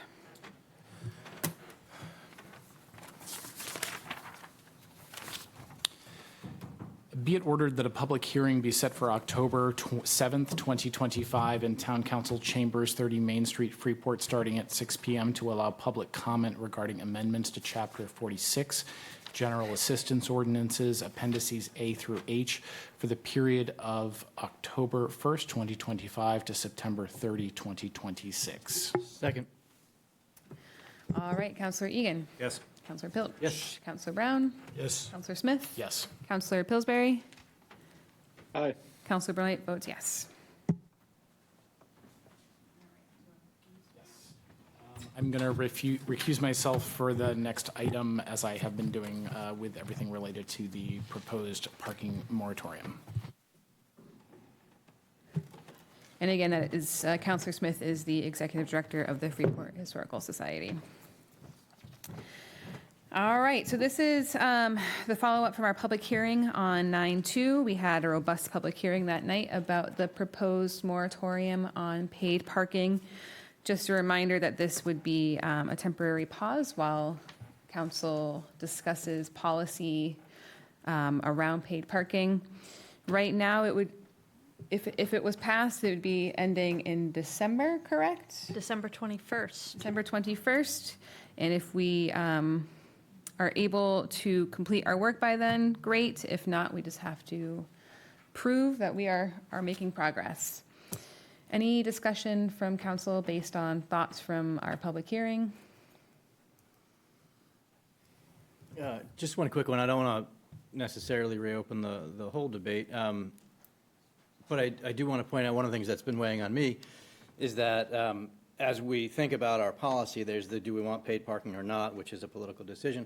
But if we do allow it, one of the things that struck me is that we have no guidelines. Correct. So currently, a vendor could come in hypothetically and offer paid parking without posting rates, by posting rates that change based on any number of variables, time of day, weather, number of cars, the mood they're in. They could post rates in tiny. They could do all kinds of things that we might not want them to do that other municipalities have regulated somewhat sensibly. So even if we go in the direction of paid parking, which I'm not advocating for, I think we should do so thoughtfully with some sane regulations about what visitors would expect if they did choose to pay for a parking space. So that's what's in my head, as I obviously would be supportive of the moratorium and give us some time to figure it out. So. I think that's a key part of this pause is it's almost like a spectrum of parking, and it's free and it's paid, and where do we want to land? And what do we need to define and decide depending on where we land? So I'm right there with you. Do you have anything you wanted to add? I think you did a great job. Oh, great. Any other thoughts? All right. Steve, are you? It was helpful for me at the last meeting for someone to have pointed out that there is no free parking. It's paid for by someone.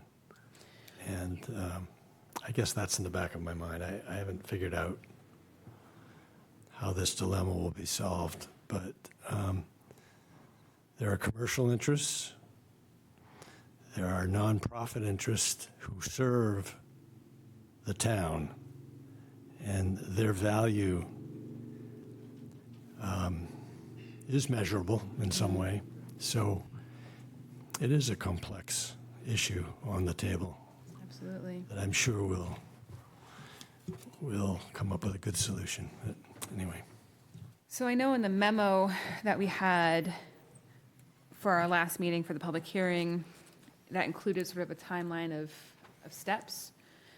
We don't have that in front of us right now. Could you remind me your proposed next step after we vote tonight? So my proposed next. If the moratorium does in fact Yep. pass. If the moratorium passes, the next step is to have Kyle and Caroline and Brett and I come back to you on the 7th of October to kind of define the kind of continuum of possibilities and what things might look like, in hopes of getting council, whether it's at the 7th or a subsequent meeting, to give some general policy guidance so that you're not simply sending this to the planning board with, hey, there's a moratorium, go for it, but rather giving the planning board some sense of what your policy goals are. Is it that you do not want to see paid parking, period? Is it that you are okay with some degree of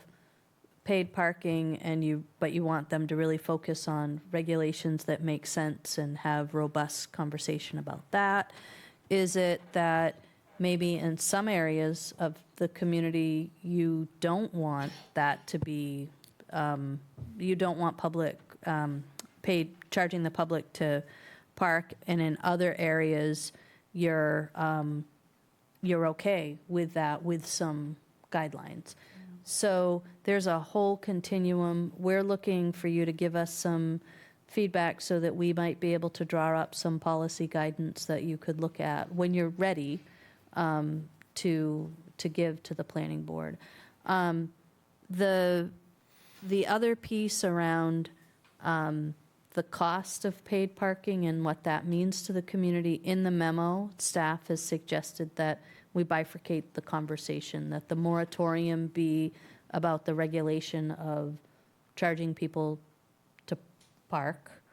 And if there is something we want to do for nonprofits or others around how we fund paid parking, there were a couple of suggestions that were added into that memo that the council might want to look at with our development director. I think it'd be helpful for me if with that sort of policy guideline document that Kyle develops, if there could be sort of the externalities to consider. So if we go this way, here are some of the consequences, ripple effects, things that could happen. Great, thank you. Any other thoughts? So I guess, with that next step being sort of that's October 7th, we'd have that more policy question. I see Dan and Steve, you're starting to kind of think about already. Great. Councillor Egan.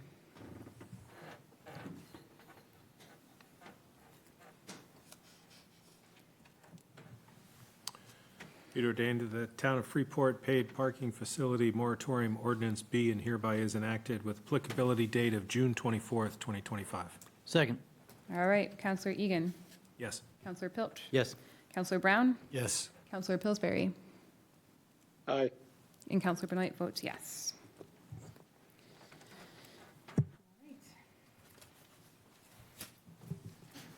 I look forward to the 7th. That's where the fun really begins. All right, item 124-25. So this is to consider action relative to the purchase of a sidewalk machine for the Public Works Department. Earl, take it away. And a lot of money. If the council will, I'd like to give you a brief history on the sidewalk machines. We have two of them. It takes both of them to clear the town in a 5-hour period. One of them is they'll last about 10 years. They're the second most important piece of equipment Public Works has, other than the plow truck, because they also sweep the roads in the summer, they also mow, and they also run snow blowers and plows in the wintertime. There's 5 attachments that goes onto this machine. Everything that's happened, that's how important the machine is. Everything that's happened in Washington to affect prices is something that I've not been able to control. One of the machines is built in Canada, and you'll notice that it's the most expensive one because of what has to be paid for it to come into the United States. So when I first got the council authorized $100,000 out of Public Works and $100,000 out of TIF to purchase the machine, when we sent the bid out, it come back way high. So I modified the bid, and we've sent it out a second time, and this is the results that we've got. I have been told by Allied they have one equipment, and if we don't purchase it, then they will have to order it, and we feel like it price will go up on it. So that's the reason coming before you with an overage of $17,000, which will come out of the Public Works Reserve. That money is in there to cover that. What did you have to change between the two bids to get the price to come down? Some of the attachments, we went back and looked at, we are getting a different style machine, and they're going to make us a plate that'll adapt to our current equipment that we have now. So when I got the trade-in you see doesn't go with the equipment, we're going to keep it and put an adapter on it. And I feel pretty comfortable we'll be okay. How old is the machine you're replacing? 10 years. 10 years. Any other questions? The company that you're, it's these two businesses that make individual pieces of equipment, they're not the same item. Is either one of these matching the existing? If we went with Replacing? if we went with the highest one, it would match what my current attachments are. Okay. The going with the one that I'm recommending does change the style of machine, but I'm pretty comfortable with the adapter that we got to hook from that machine to that equipment. They have the basic functions are the same. It's like Toyota and Chevrolet. They're going to build about the same, but they're going to have their mark on it. So that's what that is. But no concerns in terms of maintaining those two different manufactured pieces of equipment in terms of your own team's No, I don't have expertise? concerns with one of them because it's built in America and we can get the parts pretty easy. The one that does concern me is the one in Canada because we have waited 6 to 7 weeks on parts. Okay. So that was another thing. This is the first time since I've been in the town of Freeport that we're trying a different machine. But if it works, it's going to be a whole lot better for maintenance and part supplies. Okay, that's good to know.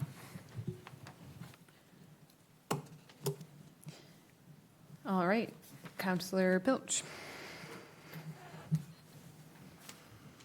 Be it ordered that the bid for a new sidewalk machine for the Public Works Department be awarded to Allied Equipment in the amount of $217,812, which includes a $20,000 trade-in. Second. Any other questions or discussion? All right, Counselor Egan. Yes. Counselor Pilch. Yes. Counselor Brown. Yes. Counselor Smith. Yes. Counselor Pillsbury. Aye. Counselor Benoit votes yes. Thank you for your support. Thank you. Mr. Gibson, I know that we've placed a lot of requests on you to clear sidewalks and clear more sidewalks and clear them fast and all that, so I just appreciate the work that you do with this machine. So all we can do is buy the machine for you. I'll share with the council something in leaving that's going to happen tomorrow morning. The papers will be here tomorrow morning to pave the stretch on Desert Road that will connect the apartment complex to the downtown, so you've got a complete, which we will now have to maintain in the That's wintertime. more sidewalks, yes. But it'll be the closest to the Public Works That's garage right. that you have to maintain. A brand-new machine to do it in. Thank you. I look forward to seeing it on the sidewalk. Okay, moving on to item 125-25. So this is for a renewal license for the junkyard DAB Incorporated. Chris, would you like to give some background?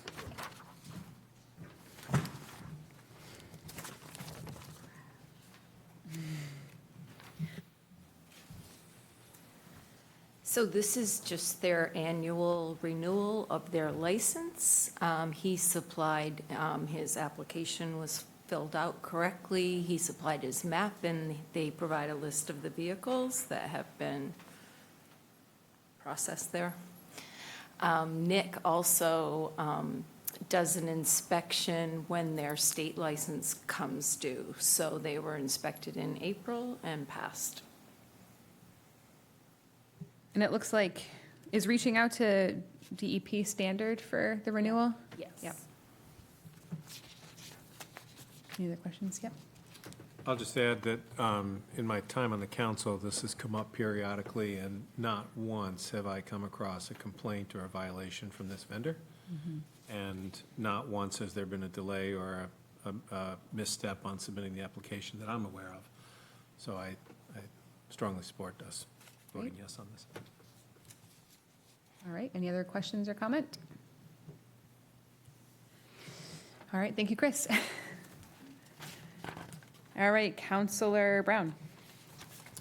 Be it ordered that a junkyard renewal for DAB Inc., located at 13 Allen Range Road, Freeport, be approved. Second. All right, Counselor Egan. Yes. Counselor Pilch. Yes. Counselor Brown. Yes. Counselor Smith. Yes. Counselor Pillsbury. Aye. Counselor Benoit votes yes.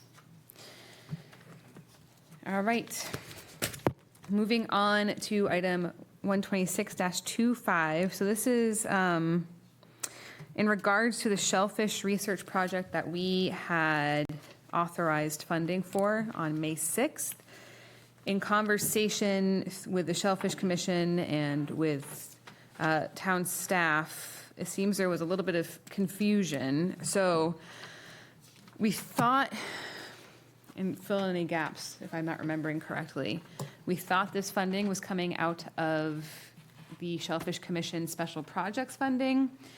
Upon investigation, the only funding they have is some smattering of grant funds that are being used for other grant projects, and also the water quality testing funding. So there was confusion about what that could be used for.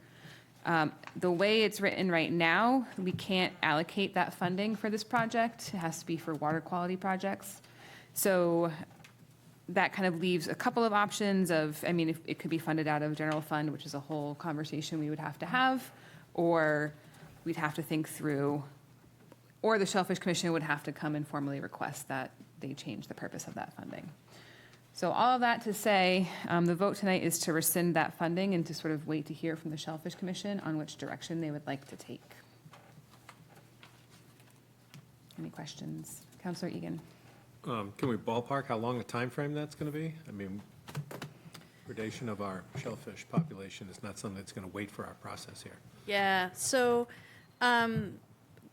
given that you approved the expense in May, and this just got caught because of other conversations that we were having about the Shellfish Commission, they hadn't even started this work. I actually met with a member of the Shellfish Commission who has been has been kind of overseeing and wanting this project done. And he agrees that when they were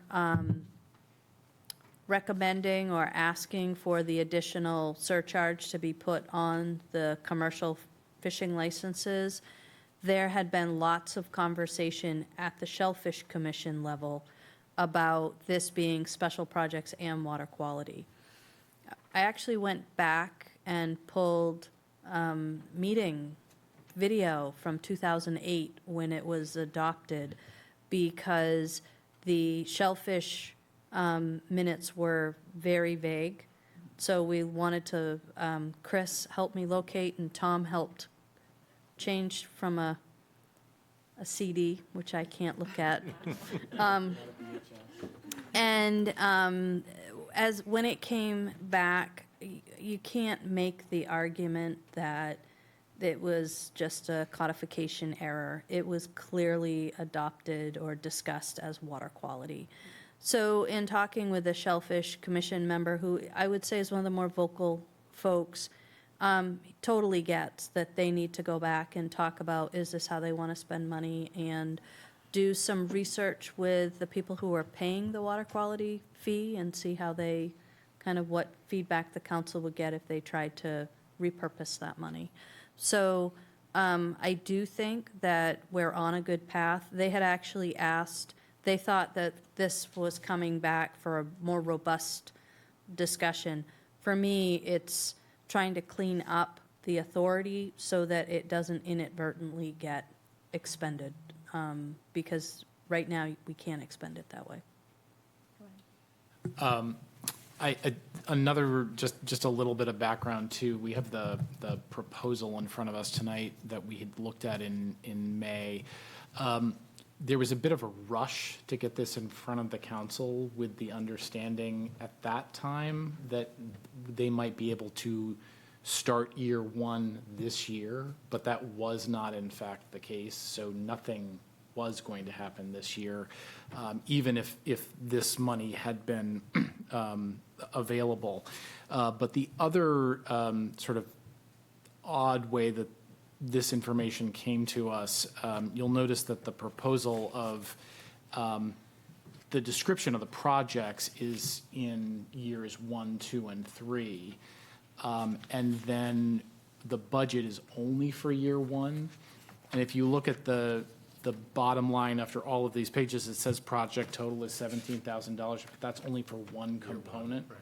And then if you go on, there's another 15,000 and another 700. So part of the confusion was when it came to us, we thought we were approving enough for everything they needed in year 1, but it wasn't even everything they needed in year 1. And Professor Beal actually said there's not a lot of point in doing only one part if you don't doing the other. So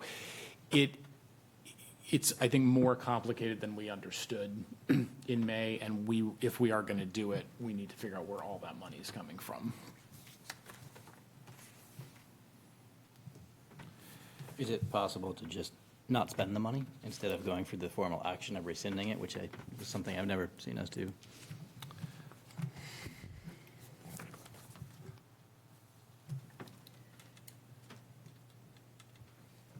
Possible, sure. Best practice, not a good best practice, especially where if that was a simple staff-controlled budget, I would feel differently about that. The other thing, by rescinding it, if they have executed any agreements, that is the legal way to make those agreements not in force and effect, because people can only expend what the council authorizes. So that's why I thought it was important in this particular case. And I have no other place in the budget to reasonably take that money from.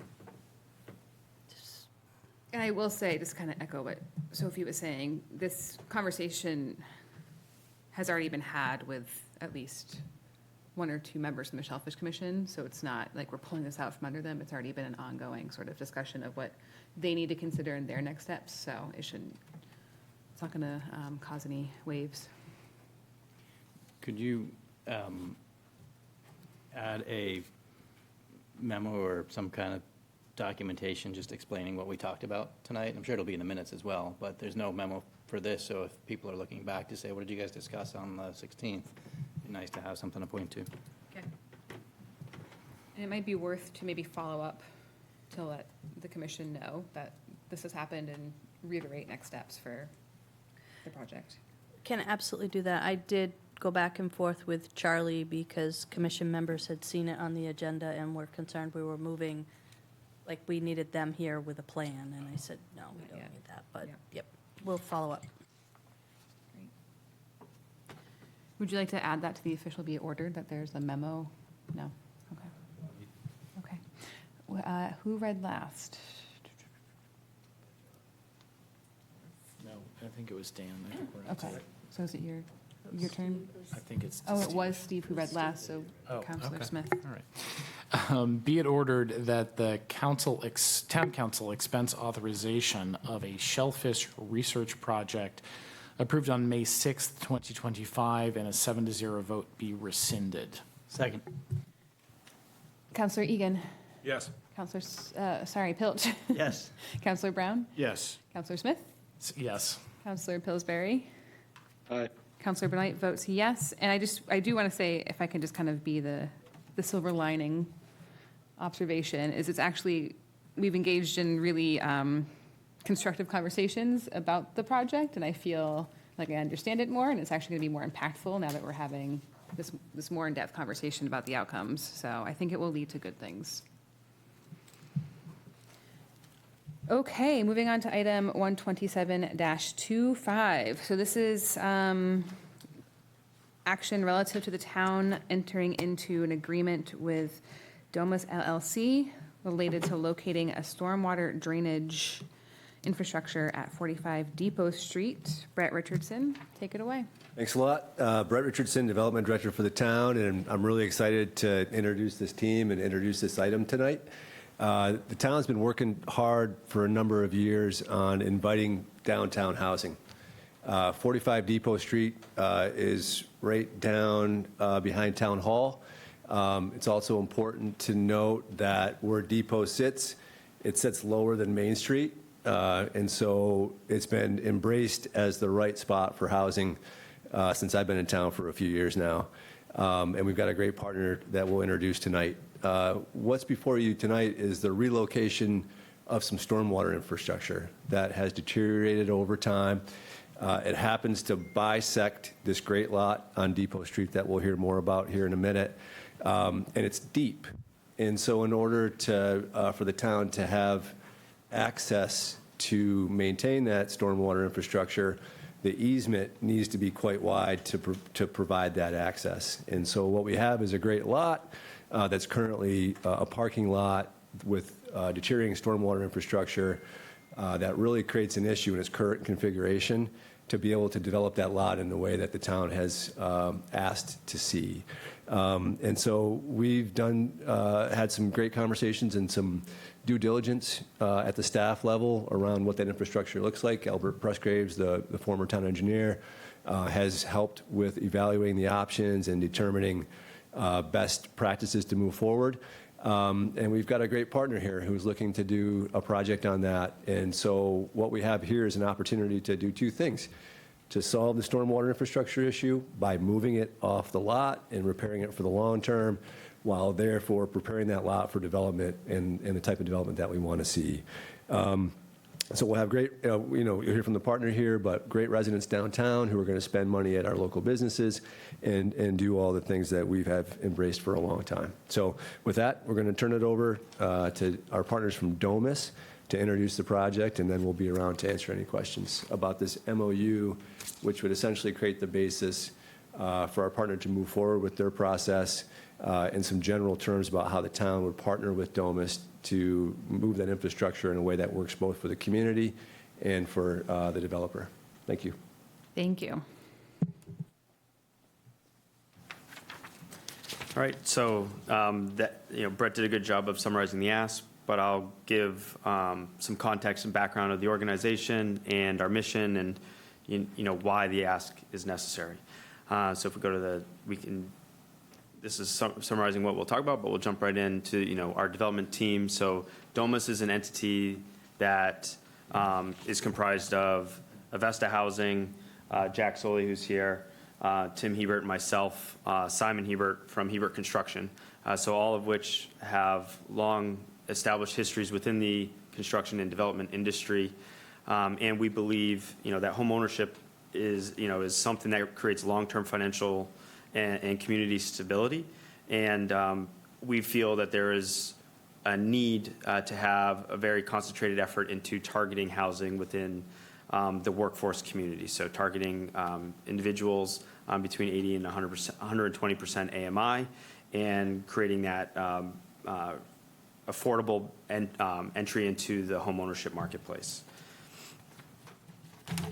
So the vision and objectives of Domus, as well as the town of Freeport, we believe that the product and our mission offer a means that aligns with the Freeport's comprehensive plan for concentrating growth within the downtown village. This site will provide walkable housing to support the village that is functional, accessible, and appealing place to live, while also driving condo owners within our proposed, or what we're hoping to propose as a 45-unit building, to the merchants and restaurants and other entities within the downtown community. We're targeting the condo units within our kind of prototype building is targeted strictly at the middle-income earners, the workforce housing, buyers, and creating home ownership opportunities for those that otherwise can't afford the entry into the home ownership marketplace. And we provide a product that is both visually appealing, high-performing buildings, and a high-quality product, and all while still fighting to make it affordable, to keep that entry barrier lower.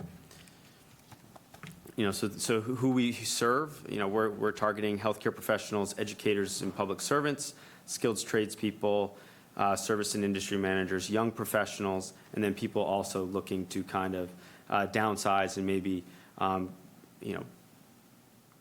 scale back on there into a single level type component for offerings. And what we offer is a clear path to homeownership. We're squeezing in a ton of luxury amenities at workforce prices, so we're not sacrificing anything to get to that entry level target price point. We're being very thoughtful in our design, our material selection, the layout of these condos, and how we're providing that value to that buyer. The sizing of these apartments, which is around 500 square feet, provides stability and within an appreciating asset, so that it will always remain affordable without having entitlements tied to them. And it allows those individuals a pride of ownership and long-term financial security. Again, this is a little bit about our product.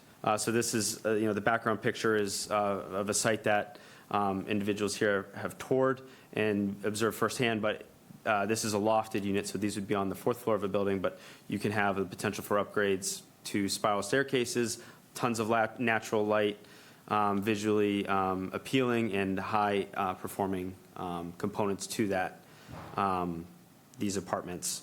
So our Domus model is comprised of 34 one-bedroom units, and then there are 11 one-bedroom lofted units at a market rate, but all have on-site parking and luxury finishes.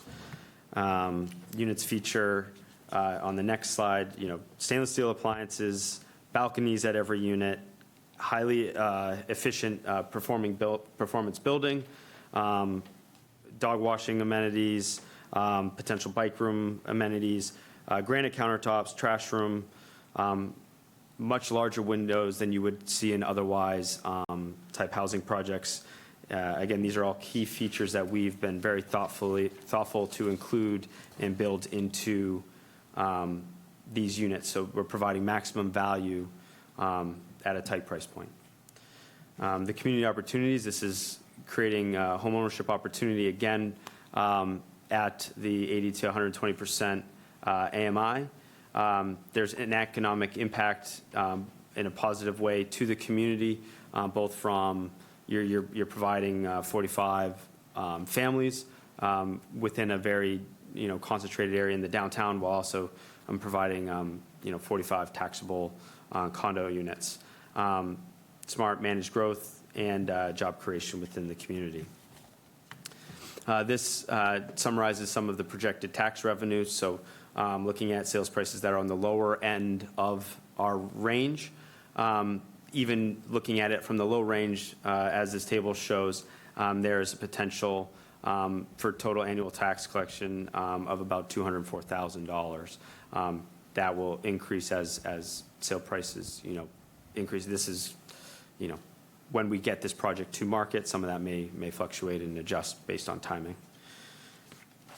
But the ask, as Brett said, currently, right now, we're looking for a critical partnership to ensure that this workforce housing vision remains for workforce housing. We're looking to have the town of Freeport fund the relocation of this existing storm drain line. So if you go to the next slide, it currently runs here in red through the location of the site. The setbacks would prevent the ability of this building, as shown here, to be located in its current location, which is critical to providing the number of parking spaces, both needed by our building as well as the local community center, which would allow this development to move forward. We're proposing, or not just our development, but any development on this site to move forward. So that is key. One of the routes that we're showing here is kind of routing it, from existing infrastructure, just kicking it around our site and tying it back into infrastructure. And this proposed location would allow for development on this site, regardless of whether it's us or otherwise, to take place, and transform this from a parking lot to, a workforce housing project. A higher and better use. Yeah, much higher, better use. And so, why is this ask critical? As you've heard, me talk a lot about, we have been very thoughtful about providing high-quality products within our offering. And that means we are not sacrificing what we put into our building at a means of achieving a certain price point. We are reducing and constricting the margins and the profitability of this project to ensure that the future buyer gets the most out of their dollar going into it. And that just makes it very, very tight. We have fixed, land costs for what we know we can buy as a cost per unit. And if we were to have to relocate something like this storm drainage, that adds significant costs to the construction of the project, which would in turn, make this project unfeasible for the target demographic that we're seeking. And so, both from a zoning and financial constraint, the zoning side of it is the building fits where it shows and allows for the necessary parking on the 1-to-1 ratio that we're trying to achieve, while also balancing the ask of the current landowner and community center. So, those two factors play into our ask here today. And as such, we've worked with the town of Freeport to provide a memorandum of understanding, which summarizes, a lot of what an agreement like this would, consist of. Domus, our entity, would prepare plans for relocating the stormwater drainage line, of which would have to be approved by the town engineer. Project Review Board would then also have to review the plans. And based on that approval, the town would commit $400,000 to relocating the stormwater drainage line in the budget, and the town and Domus would share any additional costs. This is stuff that's ongoing and in the talks currently. And after relocation is complete, the town would release the existing easement, and Domus will grant a maintenance easement to the town. So, thank you. Yep. Sorry, I'm Jack Soleil. I just want to add one quick thing, and thank you, Simon. Did a great job for describing the background of what Domus is. There are no subsidies for workforce housing. I just want to make that clear. So there's subsidies for affordable housing, and then there's market rate housing, which is unlimited price cap. So workforce housing is the most trickiest housing to bring to market, which is why you just don't see it happen. The way we're doing it, just to be clear, we do have some market rate units in this building. As Simon mentioned, we have some lofted units on the top floor. So we're essentially subsidizing in-house. We're charging close to market rate for those upper units, and that's what offsets what would have been losses for the other units below. And I just wanted to throw that out there because I don't want people to be surprised that there's some market rate units, of which there is 11 in this building, 34 workforce, and 11. So it's 75% workforce, 25% market. Even the market rate units are below what Freeport rates are because they're smaller units. Just want to be clear about that. Thank you. Just to offer a couple more points about why staff is so excited about this project. You'll recall a couple years ago we did a Greater Portland Council of Governments helped us with a fiscal impact analysis, and they helped us understand what the costs of different types of units are to serve the units. And this type of unit, as I understand, are relatively small, 500 to 600 square feet, which allows them to stay affordable. A couple of things that means is that these units won't contribute a lot of kids to the school district. It's a question we hear a lot. What's the impacts on our RSU 5? the expectation here is that the impacts will be minimal. And then we also know that because of the tax revenues that are projected and what we expect the cost to serve with public services and safety, that this is anticipated to be paid off. The town investment will be paid off relatively quickly. And then after that, there'll be a significantly net positive impact to the fiscal for the town. So from a staff level, having seen the units, they're great. They're going to meet the needs that we've heard about in the community. We understand generally the impacts on our stakeholders will be minimal, and the fiscal impact to the town, both through new foot traffic and visitors downtown, as well as the tax revenue, will be great. So really excited to bring this forward, and we appreciate you guys hanging out. Yeah, and I think just to also kind of bring up a few more points, this directly ties to the downtown vision that we often look to as how we want to see downtown progress. It also is certainly aligned with our comprehensive plan we just adopted, and our climate action plan as well for having folks downtown. So, and I mean, if you look at that storm drain, it has to move. Yeah. Any other questions or thoughts, Councilor Egan? I just want to say thank you to the team for coming forward. I know you will, by reputation, you do this in many different places, and you've had success and a proven track record with it. So thanks for choosing Freeport and to take advantage of this opportunity. In particular, I'm cheering loudly inside because we have been working very diligently, primarily the staff, but with direction from the council, to actually create this climate in which you're bringing this project forward now. So it's great to see that resolving and coming into focus. And I'm hoping that there'll be several others behind you that take advantage of the path that you're blazing here with a solid presentation and essentially delivering exactly what the town is asking for. I agree that the stormwater easement is kind of a no-brainer, that it has to move if we're going to see anything but an empty parking lot on that site. So that makes perfect sense. And I applaud your efforts to try and do this without the public sources of funding, which can slow things down. That's my day job. I'm in that field 5 days a week, sometimes 7. And it's like almost a year adding to a typical development project, and time costs money. And the restrictions sort of look good up front and end up causing some challenges down the road sometimes. So I applaud your efforts to try and do this and actually deliver an attractive, affordable product in our community. And we absolutely need home ownership downtown. So, thank you. Love this. As is often the case, I would echo a lot of what Councilor Egan says. Thank you. Noble project, I think, noble mission. I thank you for the tour that you offered in the other similar building in another town. Gives me a really good idea of what you're proposing to build here. A couple of questions. I think they're easy ones. You mentioned that you were looking to do a 1-to-1 ratio of parking spots to units. Is that right? Yes, that is correct. Is that above what we require? Yes. But that's what you feel would make the most sense for the type of units you're building? Yes, it does. Great. From a sales standpoint, having a 1-to-1 parking is key. Okay. Moving the line to where you had it on the plan, is that on the edge of your lot?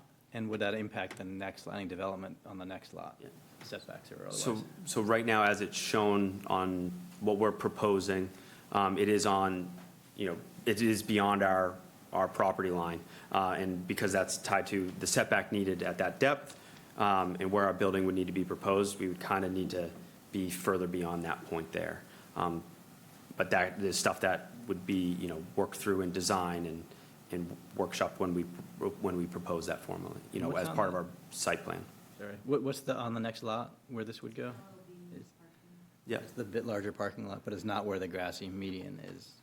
So it's in the grass. Yeah, it would be in that, it is in the grass. Yes. Yeah. Okay. And should I go? Yeah, probably good idea. It's, so my name's Tim Hebert, with Hebert Development in Domus. So it's in the, it's proposed right now to be in the grass strip. It's actually shown on what I believe is kind of land owned by LL Bean. And so we'd have to approach that, in its current form.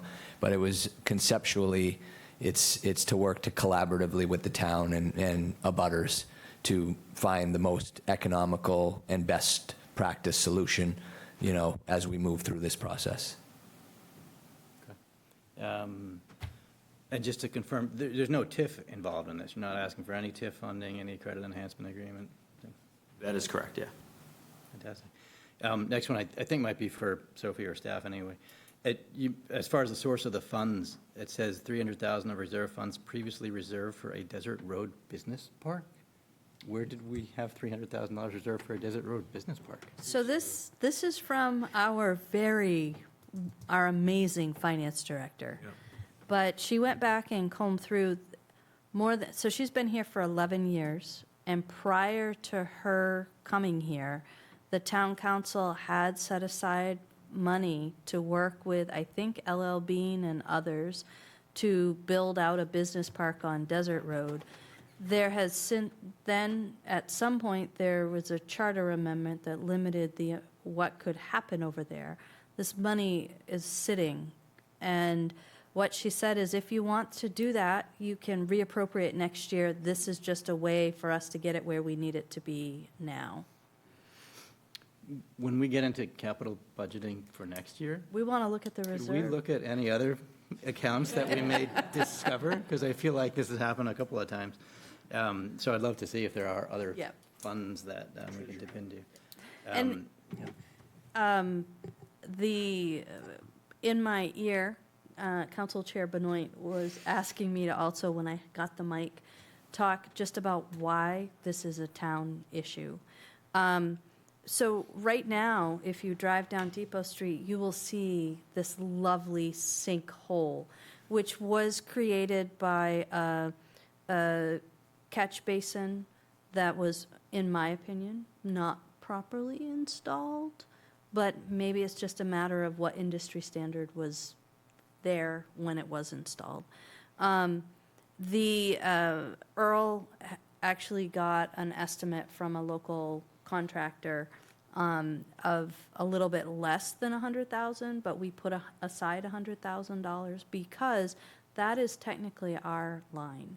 When the catch basin failed, I went on a mad search to try to make it not the town's problem, and very quickly learned that although the town council did not accept the easement, there is no record of us ever accepting the easement for that line, there is a body of work that shows that that was under consideration. There is nothing on the record that says that we did not accept the line. And talking with the town attorney, when we were trying to not have it be our problem, I was told pretty emphatically that was a losing argument. So we did have to accept the responsibility there. It is a municipal storm sewer drain that they have tied into on that property, which private property owners are allowed to do that. So right now that drain is not working properly. We held the repair kind of in abeyance for as soon as we started to hear that this was likely going to be a construction site. And we also carry a 4-foot easement to maintain the current line, which doesn't allow me to do much of anything there. So this is really kind of a good solution at the end of the day to a larger problem that we have. So the $100,000 is town owns that. The additional would, after conversations with Albert, he's the one that is putting the line on the map.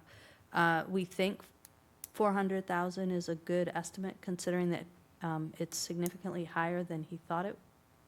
He's run the numbers a few times. And this would allow us to, we have to maintain, the reason that we wrap back around is because everything outlets under the railroad tracks at that location. So it's got to go there. So I asked her to kind of explain that, not because it has to be our problem to do something about it, like I think we would have this conversation regardless, but that, you know, we'd have to take care of it eventually, so if not now, then when? So, yeah. Go ahead, Councilor Brown. So does the new location allow for proper accessibility? That's one question. Yeah, so, I mean, I think there is some conversation that needs to be had as to where it goes. We need to open up a conversation with LL Bean. We also need to talk about kind of what the future looks like there. I know I need more than 4 feet to maintain it. Maybe the 37 feet or 38 feet that we were asking for might be a bit wide. So I think part of this conversation too is about what is reasonable to be able to get for the easement.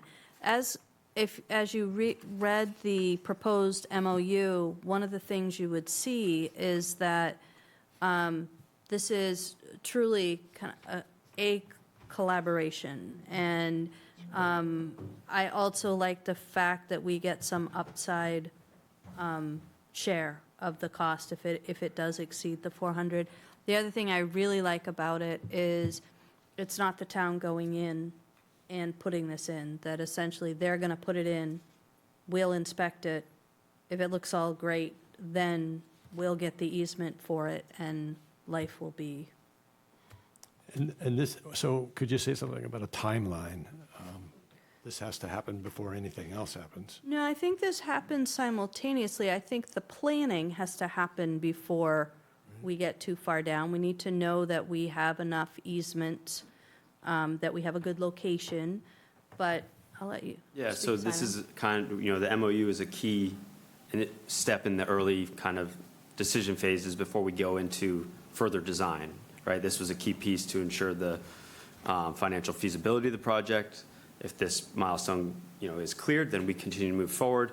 This early design will then move forward into design development. But because of the Domus model, we already have the building that for the site already designed. We're going to take that model we're using on other projects, put it here. So the design remaining for this site is very minimal. We're just going to be focusing on site design, which includes underground utilities, storm drainage, things like that, as well as a brief foundation design. But it would be, while still having to navigate all of the necessary milestones through planning board, et cetera, it would be our intent to be starting in around Q2 next year. And this storm drainage relocation would be an early phase part of that project. So it'd be early on in the project. Quick question. When Albert was looking at this, is there any concern about capacity or need to increase capacity of that line at the point that we're doing this now? That's a great question, but no, he didn't. Okay. He did not feel that was important. It's a big, Yeah. it's a 24-inch.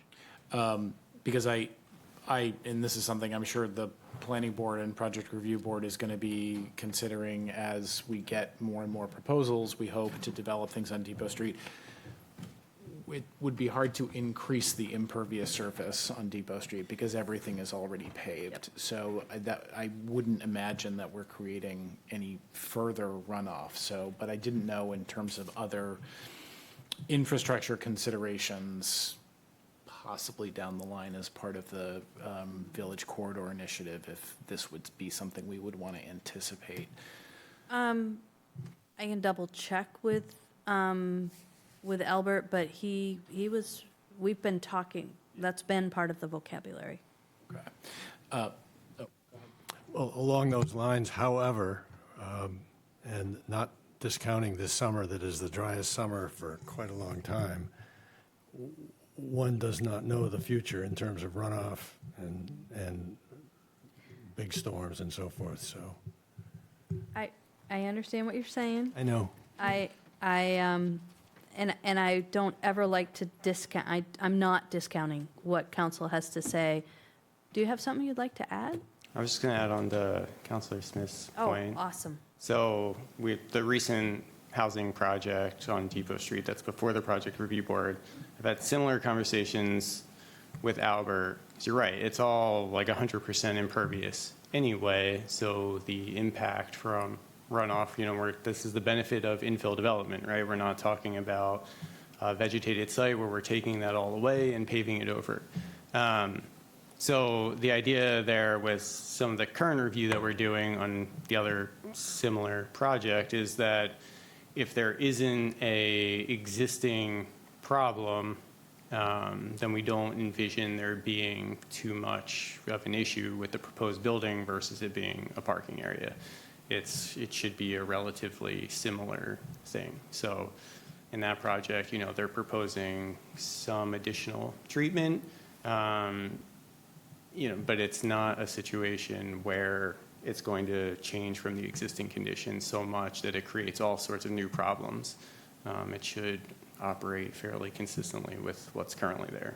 So, but yeah, it is something the board will definitely look at whenever the project comes forward. So.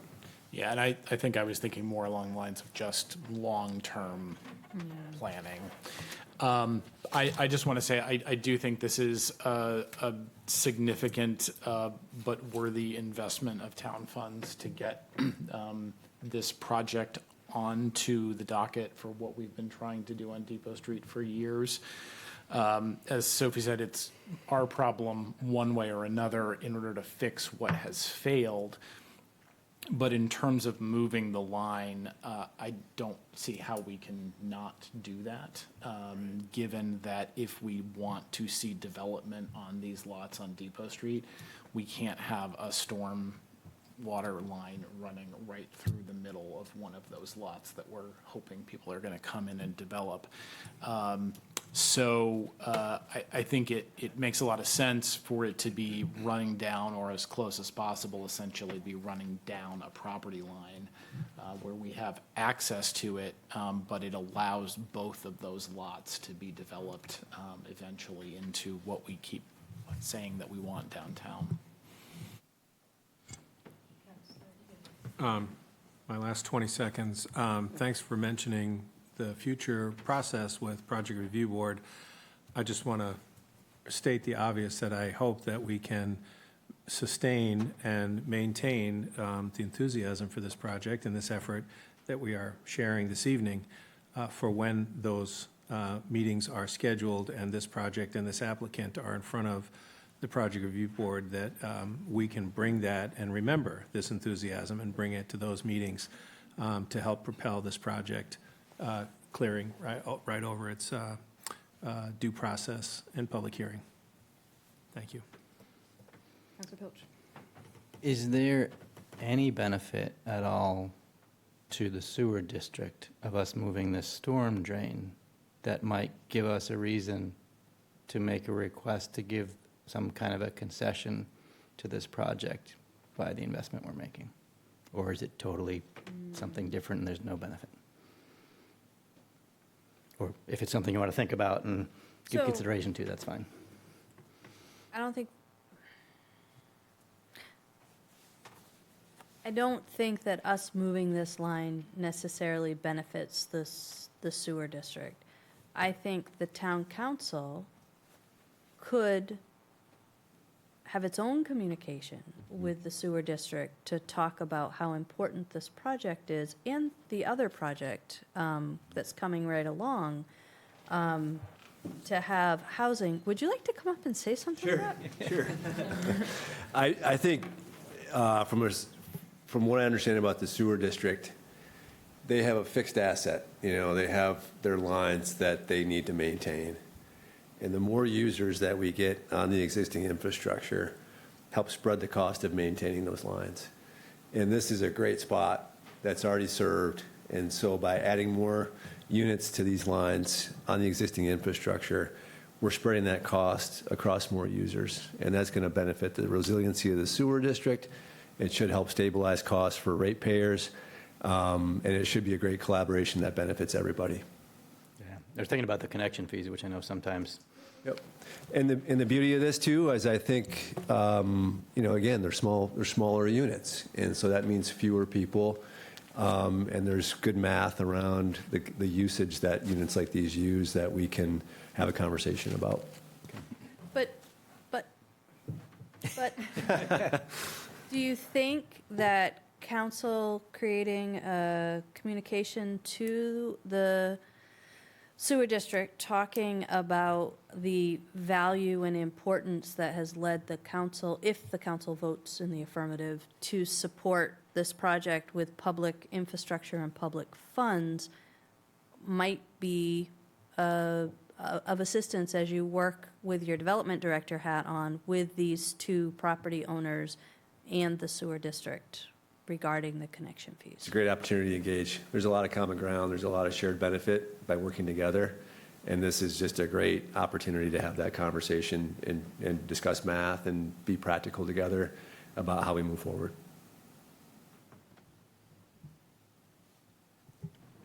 Any other questions or thoughts? Councillor Egan. Would you like I'm please reading. be Okay. ordered? Be it ordered that the town manager be authorized to execute an agreement with Domus LLC in a substantially similar form as presented to relocate a public stormwater main that currently bisects the property at 45 Depot Street at the town's expense, as outlined in the agreement, and further, to reallocate $300,000 of reserve funds previously reserved for a Desert Road Business Park and $100,000 of previously allocated Public Works capital funds to be used for this project. Second. All right. Councillor Egan. Yes. Councillor Pilch. Yes. Councillor Brown. Yes. Councillor Smith. Yes. Councillor Pillsbury. Aye. Councillor Burnett votes yes. Oh, I didn't have my mic on that whole time.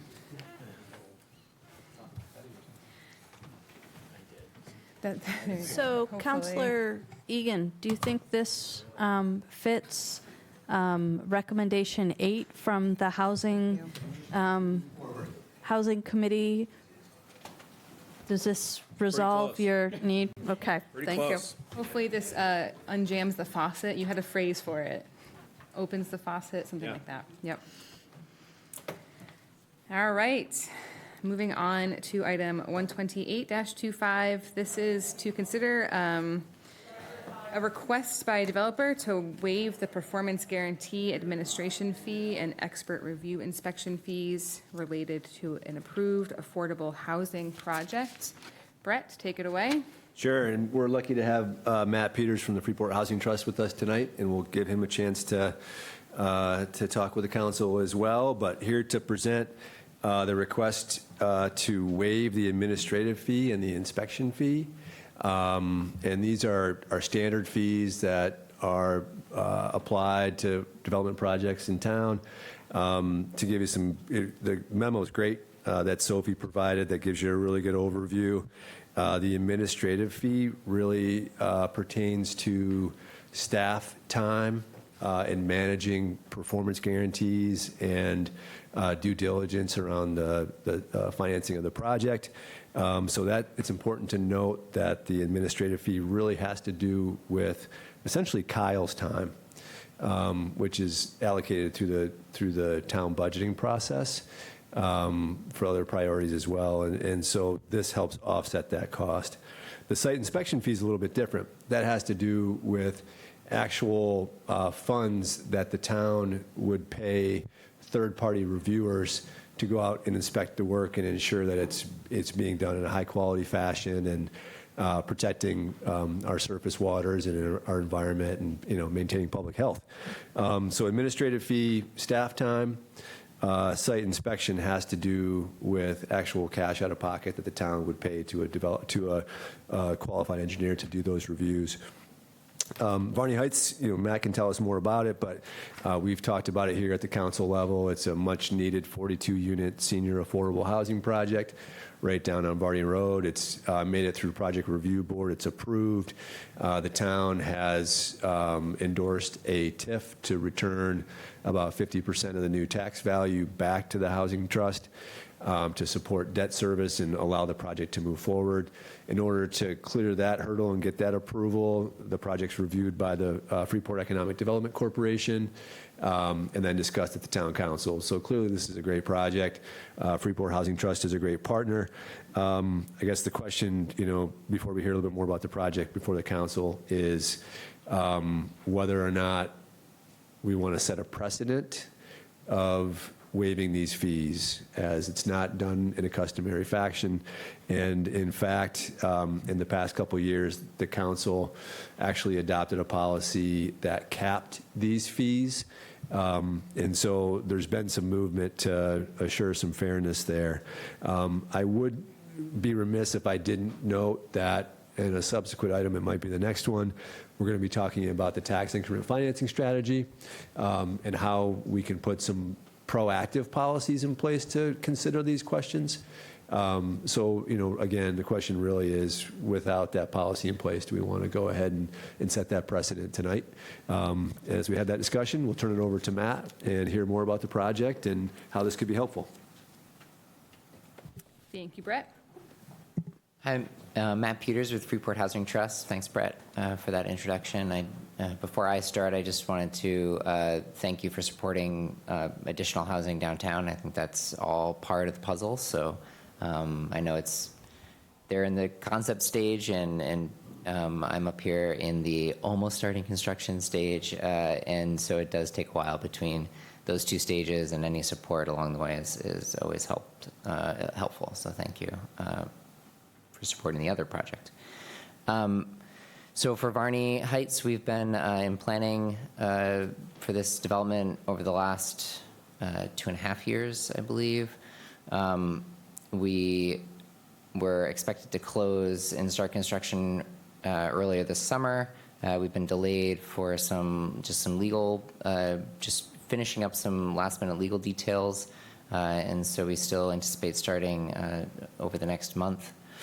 And so that's where we're hitting a few cost increases, as well as interactions with the town and getting the planning board, or the building permit, which is normal, and you kind of just understand and see where there might be some opportunities for efficiencies and fees that are incurred, that in aggregate, is there an opportunity to lower costs so that we can build more housing in general. So 2 of these fees came up through our process with the town, and Brett reviewed them very eloquently, so I don't need to reiterate. The performance guarantee fee is that staff review time, and we respect that time, and we also want to try to reduce the amount of time that we're having Kyle check in on our project as well. And so that administration is, we think is not, that's the big fee that we think we could have waived for this project specifically. The other fee, after subsequent conversations with the town, with Brett, and reviewing the actual inspections that Gold Palmer will be doing, the inspections that our site civil engineer will be doing to make sure that stuff is installed correctly. We have multiple review teams out there, construction representative from Maine Housing. We have our own site engineer reviewing installation, and we have Gold Palmer doing site work evaluation, testing of the concrete and things like that. But I do think there is a gap that you may want to look at for future projects. If there is redundancy, maybe the Gold Palmer review is not necessary. But I do think for this project that it does make sense to do that site review after further analysis and conversations with Brett. So the council can feel free to waive those inspections, but I'm retracting that formal request if that's allowed at this juncture. So any questions? Yeah.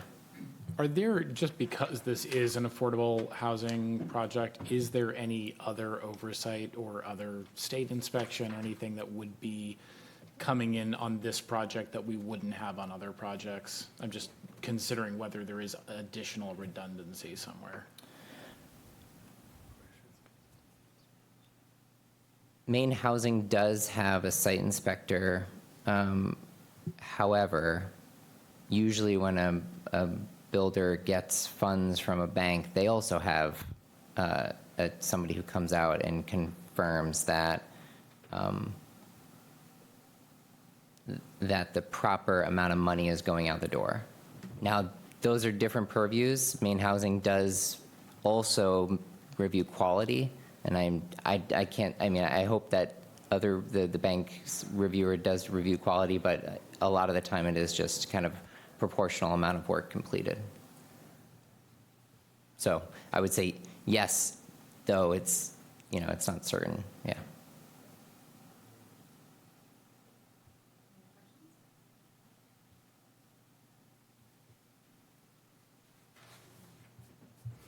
It says in the memo we reduced the fee structure in April of 2023.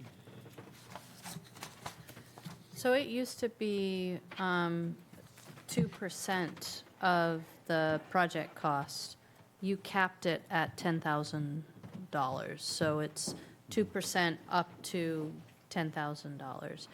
And I think one of the issues we can run into, and I use probably more of my experience in another community just because we haven't had a ton, I haven't been involved in a ton of development here, is that for whether it's inspection or administrative costs, you have some people who do a great job and can minimize that, and it also minimizes the inspection costs.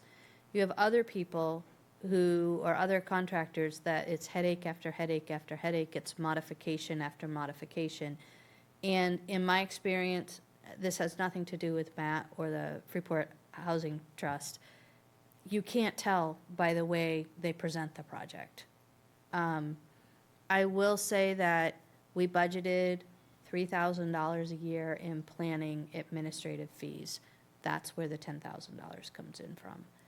The $16,800 is an estimate based on a formula that Kyle uses that he would use on any project. But that is a cost of that's actually incurred. And one of the things Brett and I and Kyle talked about today was, you can phase that. You can phase the costs coming in. You can leave it to, kind of, this is what we estimate it's going to be. You're not going to get your certificate of completion until that's paid. I mean, there are multiple ways to make that happen. And I feel like staff has the ability and the discretion to kind of figure out how to make it happen, but the fee itself is established by council.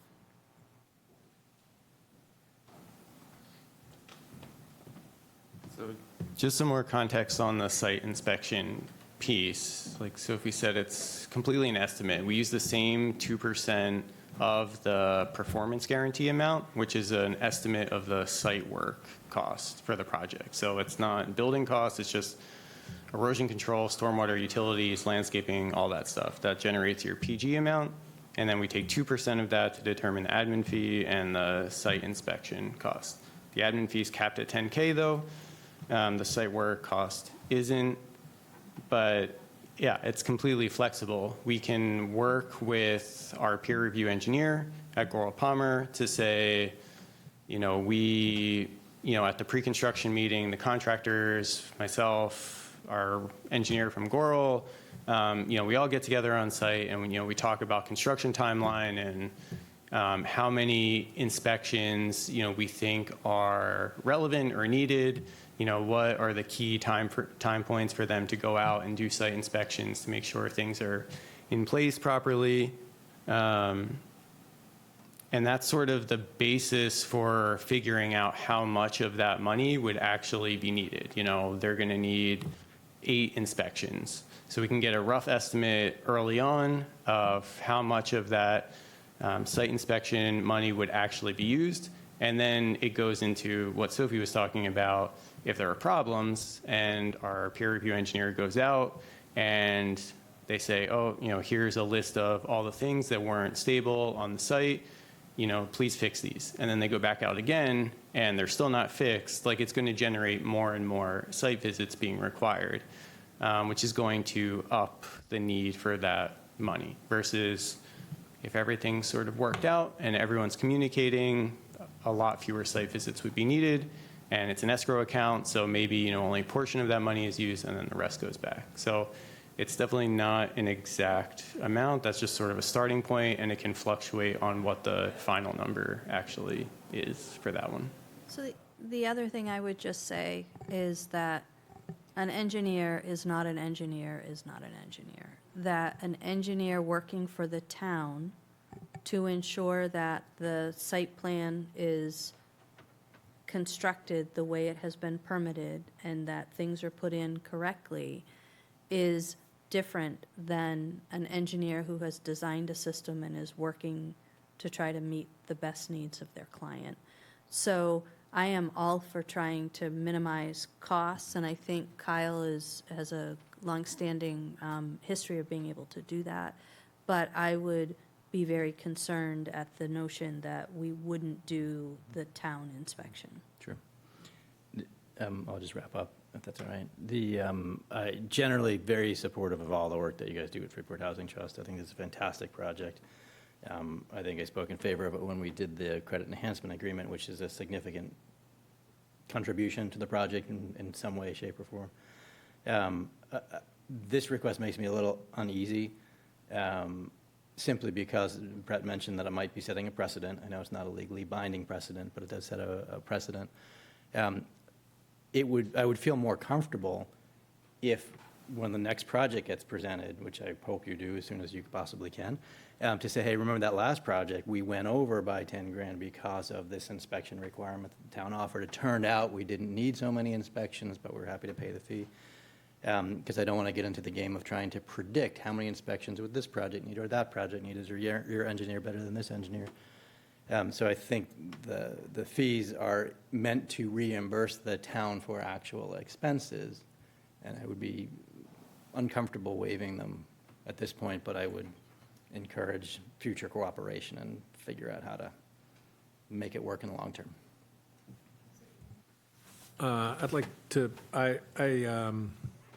I'll just state, I'd like to propose a slight amendment to the request, and I heard the applicant say that the site inspection fee, is more warranted here because of the complexity of the work.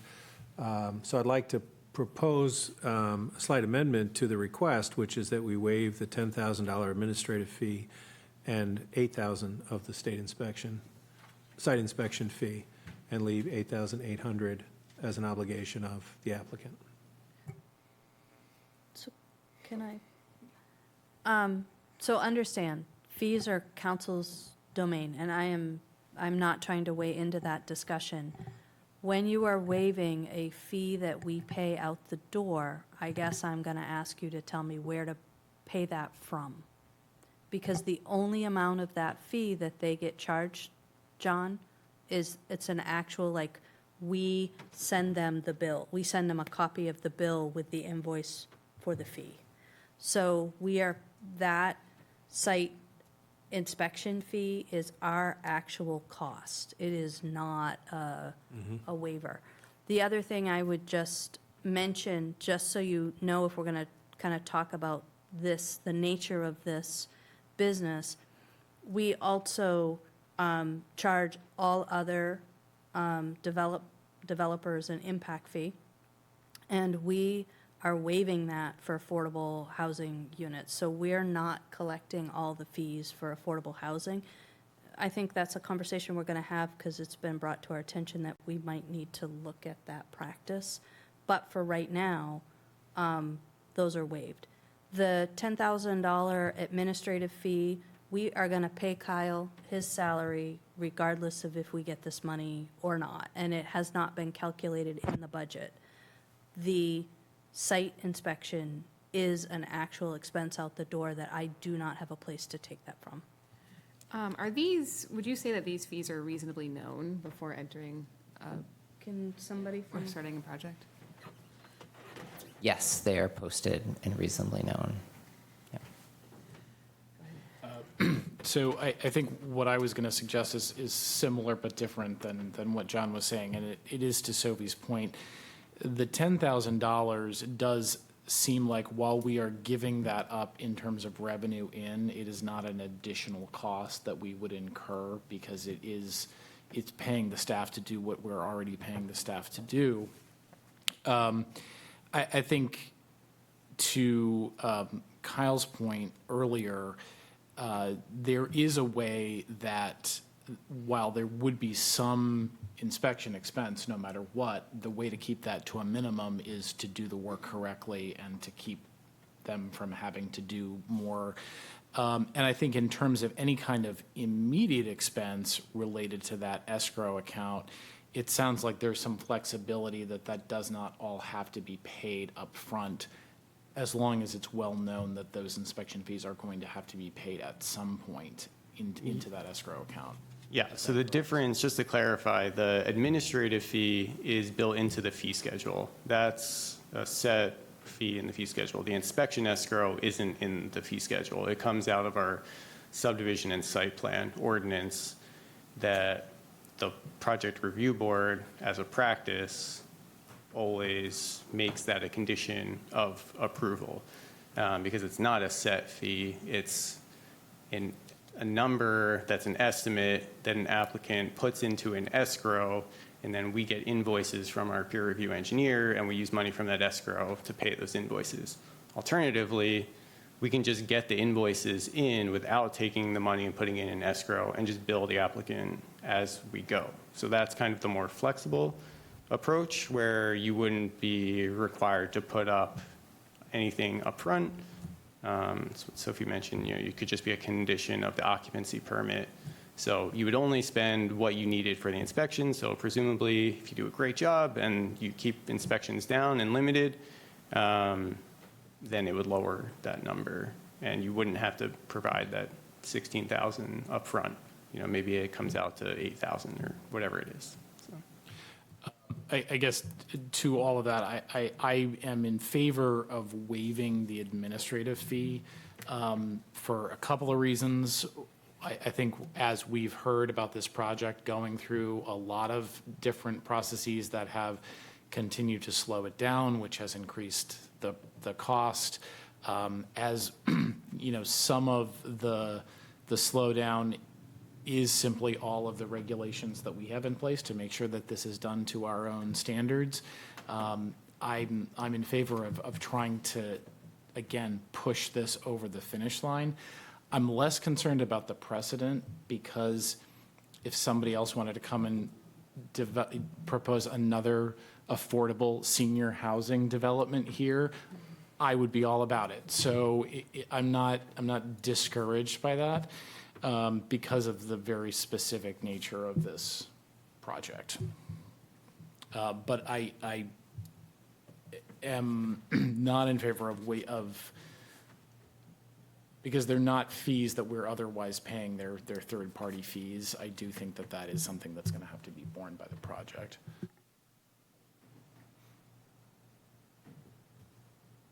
Just a question for Matt.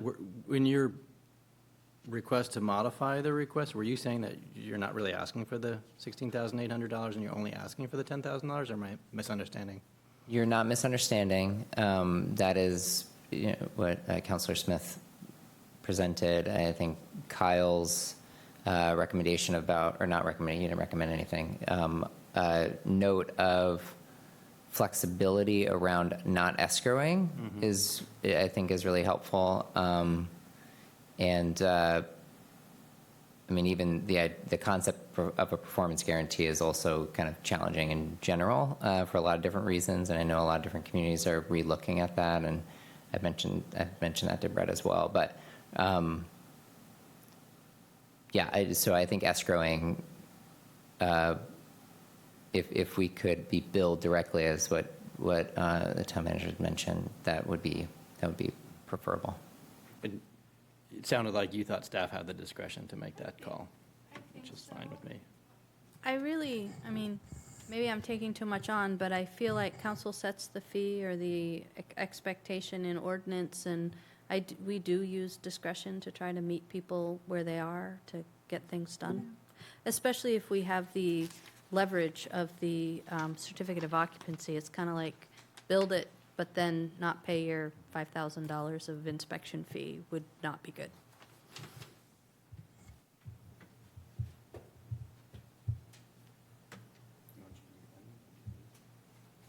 I wouldn't mind a vote on the amendment to cut the inspection fee in half, but it sounds like it might actually work more to the benefit of the applicant to have it be collected at the end of the process as a true number, rather than forcing them to pay something up front in escrow now. So that's a long way of saying I'll withdraw my request for an amendment. Sounds like there might be some agreement in the, I lost where we were, actually. Just for clarification, the way that the be it ordered is written now, it is essentially only waiving the $10,000 administrative fee. It does not raise the Well, and the expert escrow. review inspection fee, the second. Yeah, So we would take that just, out. okay. So just end it after the parentheses. Yep. I think it's, Yep. yeah, I think Dan. I think so. That's my opinion. Yeah. Your turn to read. Sorry. So without the second piece, yeah. Yep. Be it ordered that the town council grant the request by Tim Gooch representing FHT Varney Heights LP to waive the performance guarantee administrative fee currently established by the town council's adopted fee schedule as 2% of the total cost of required improvements with a maximum of $10,000 per application. Second. All right, Counselor Egan. Yes. Counselor Pilch. No. Counselor Brown. Yes. Counselor Smith. Yes. Counselor Pillsbury. Aye. Counselor Benoit is yes. Did you get that, Chris? Thanks, Matt. All right, so now we move on to the public comment period for virtual attendees only. Unless the planning board chair wants to speak again, it is Jim from the radio station and our communications All right. director, so. All right, we'll move on. So on to other business. On to other business. So now we will move on to the TIF strategy overview to advance the town council's goals and community vision. Thanks. Brett Richardson, Development Director for the town. Pleased to provide an update on one of the council's goals for this year, which have to do with tax increment financing. In particular, as we've talked about over the last several months, the town has an overlap of a lot of great community planning that have identified really good uses of funding, capital improvements to improve the Route 1 corridor, economic development programming, affordable housing development, all kinds of great things that have been in the downtown vision, reiterated in the comprehensive plan that was approved tonight, and that we also talked about with the Main and Bow intersection in the Village Corridor Initiative.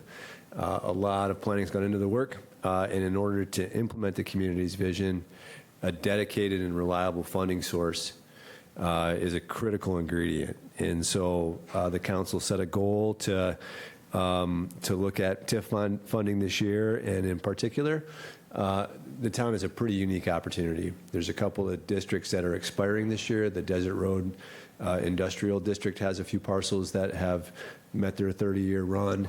A few parcels downtown, including the Village Station TIF, that are going to expire here shortly, that have been sheltered revenues for a number of years.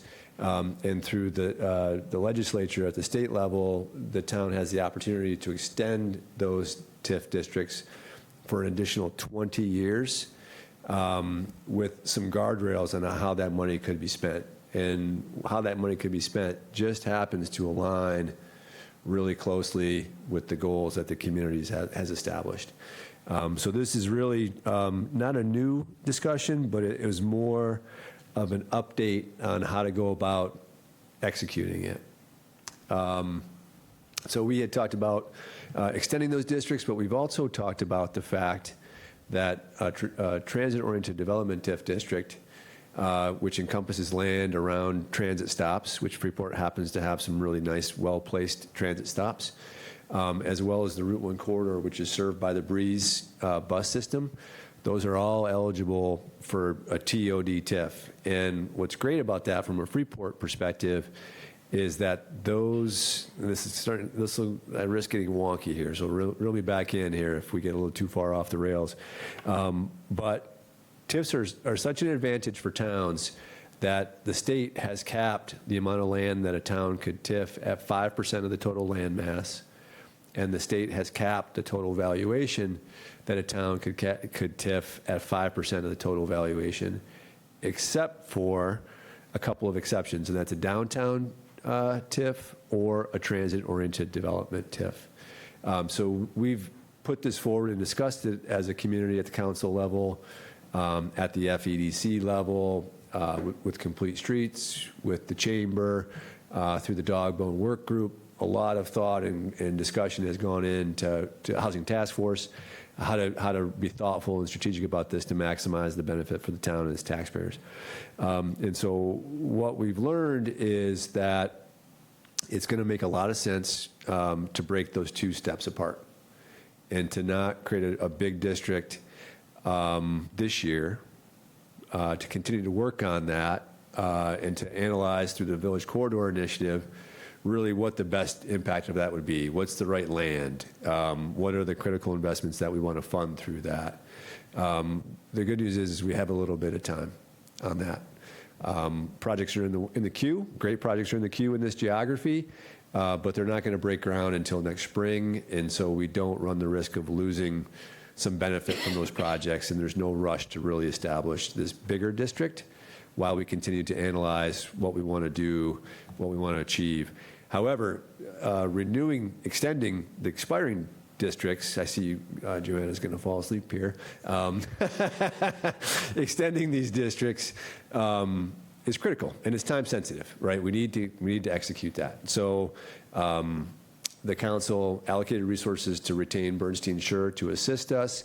We're on path with our work plan. We've been working on this, and we've identified, a good path forward. And so what we're seeking endorsement here tonight to do is to really focus on extending those districts, and to come back in a few weeks, October 7th, with a draft development program and an application framework that we could send to the state.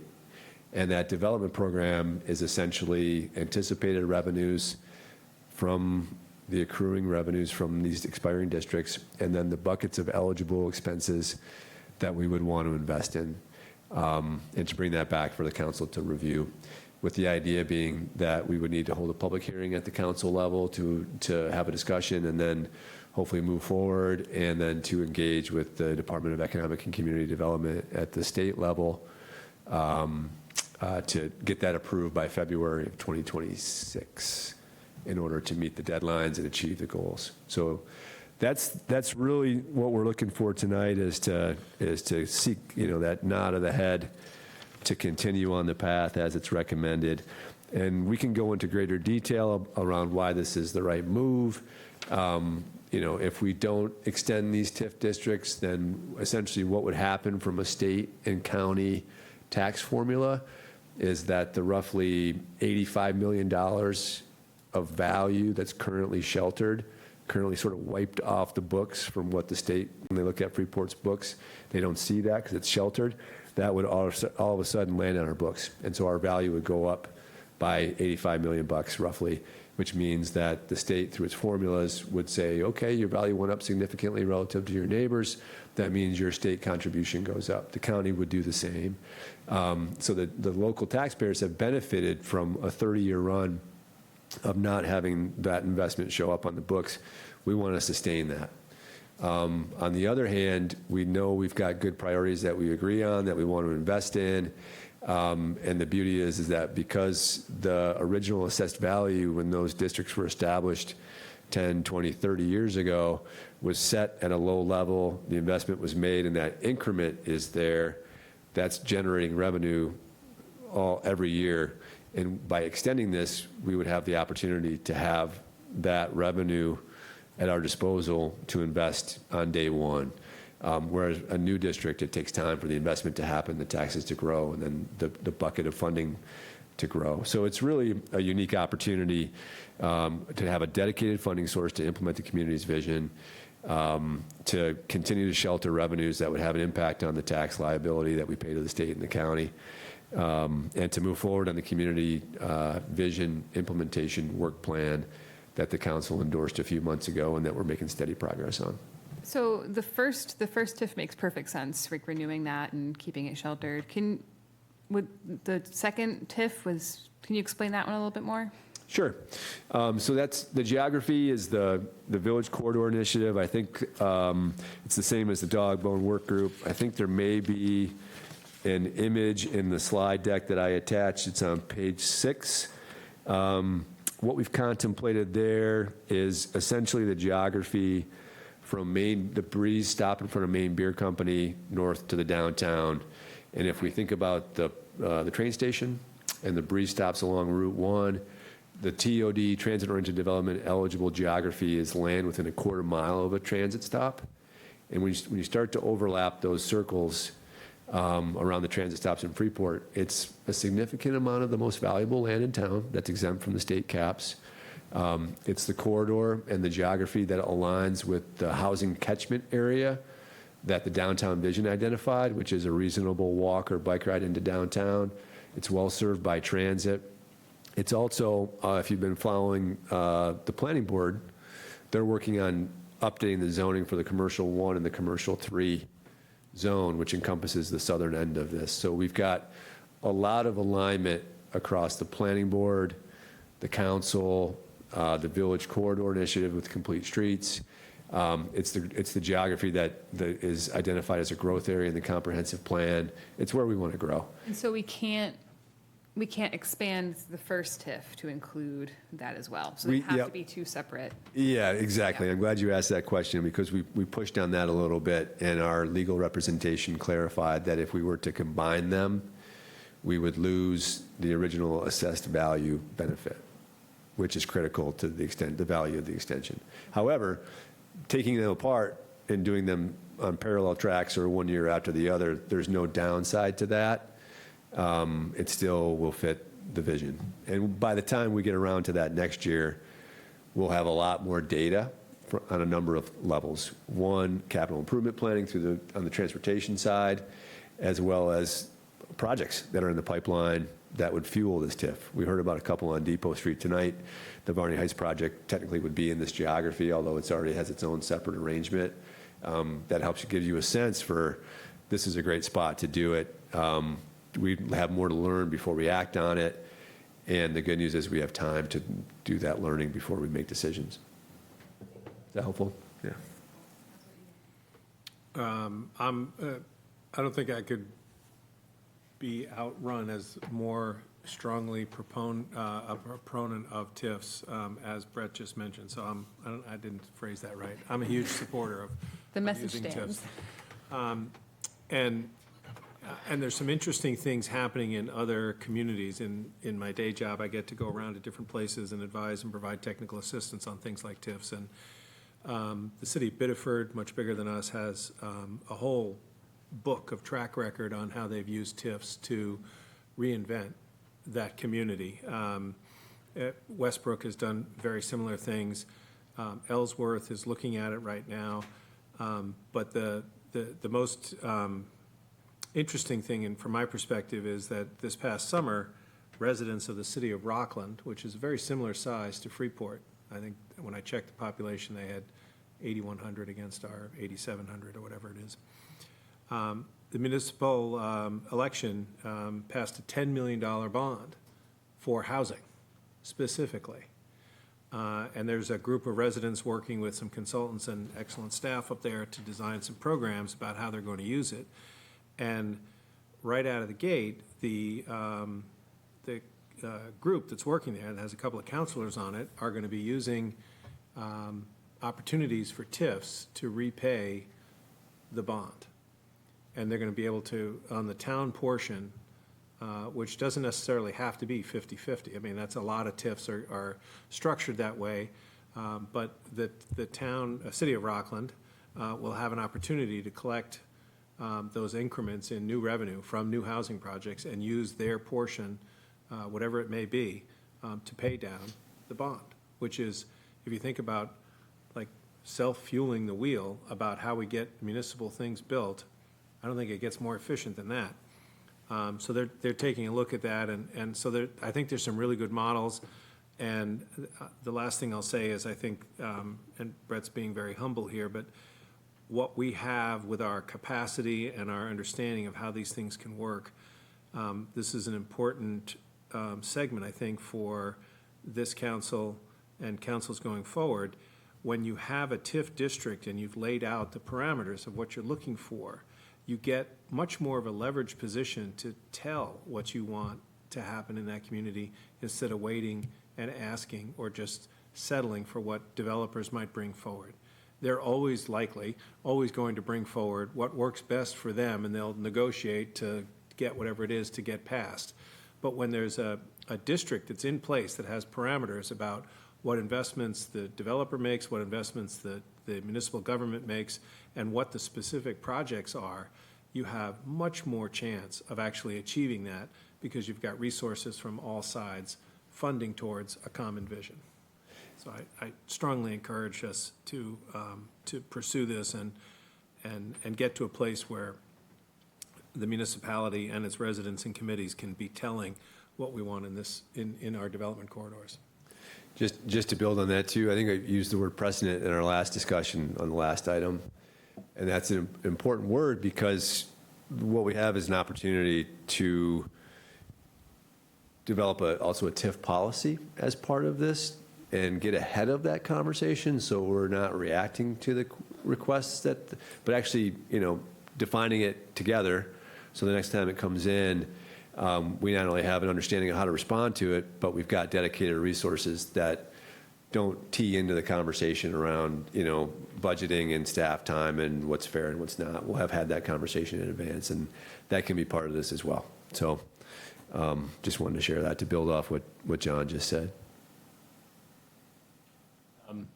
First of all, to answer your earlier question, Dan, about when we had a business park slated for Desert Road, I think that would be answered in the name of this TIF, Desert Road Business and Industrial Park / Downtown TIF. That was 30 years ago. Just to clarify the two-step process, with the ability to renew this TIF as a TOD, that's 20 years, would the brand-new TOD that is sort of starting from scratch be also 20 years or potentially 30 years? I mean, so it's a great question, and I think it could be 50 years. I mean, the state is really starting to advantage this, and if we established a TOD TIF district, we'll have to talk about this with our representation and our council, but just on the face of it, that if it's a 30-year run, let's say that's what we all agree to and the state approves it, there's no reason that 30 years from now we couldn't do it, at least a 20-year renewal, just like we've already, unless the statute changes.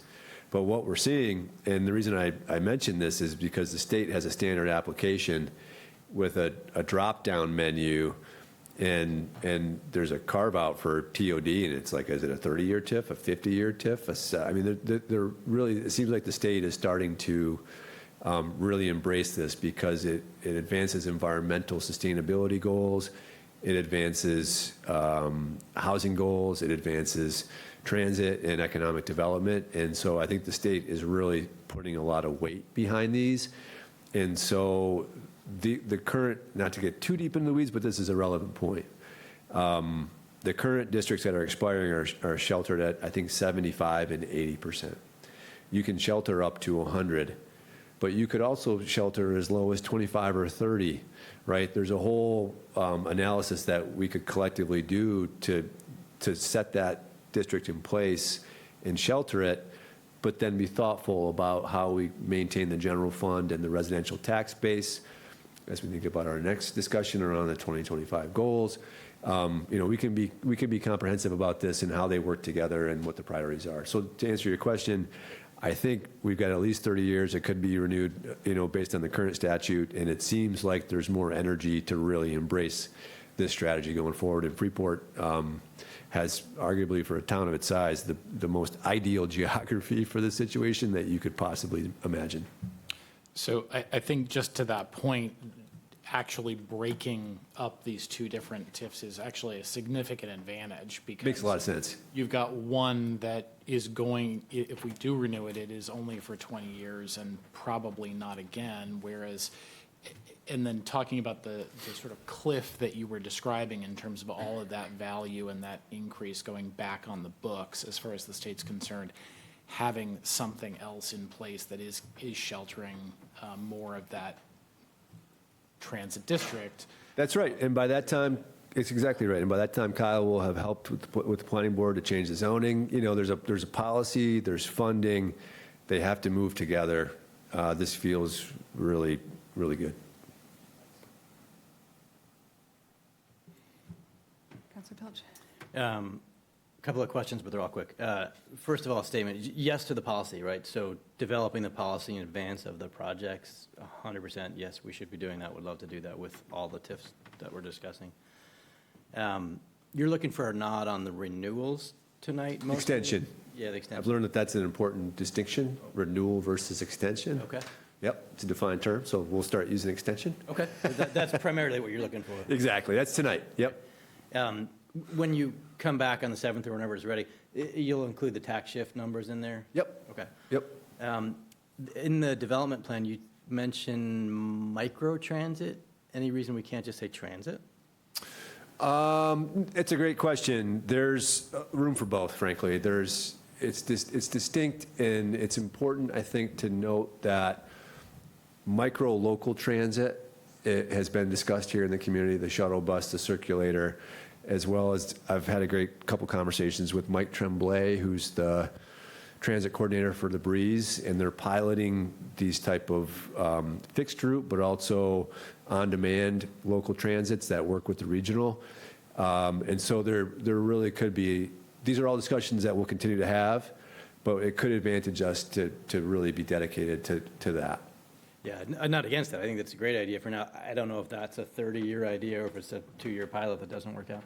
So Yep. I just widen the lens would be my suggestion to say, we'd love to direct it toward microtransit, which is also a part of just saying transit. Flexibility. We want flexibility all day long. And then just on some of the numbers, just so I understand it, the two that we would be extending, if we look at recent numbers, which is in your memory, you generate $876,000 annually, of which we've been retaining $250,000, but starting now, we would get to retain all $876,000 of the two TIFs that we're about to extend, or potentially extend. It's a good point to bring up because they actually, they're valued at 92. We're sheltering 84 million.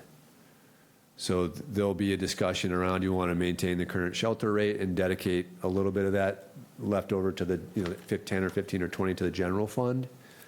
Or do you want to go up to the full 100? This is a policy discussion that we can have about setting that shelter rate.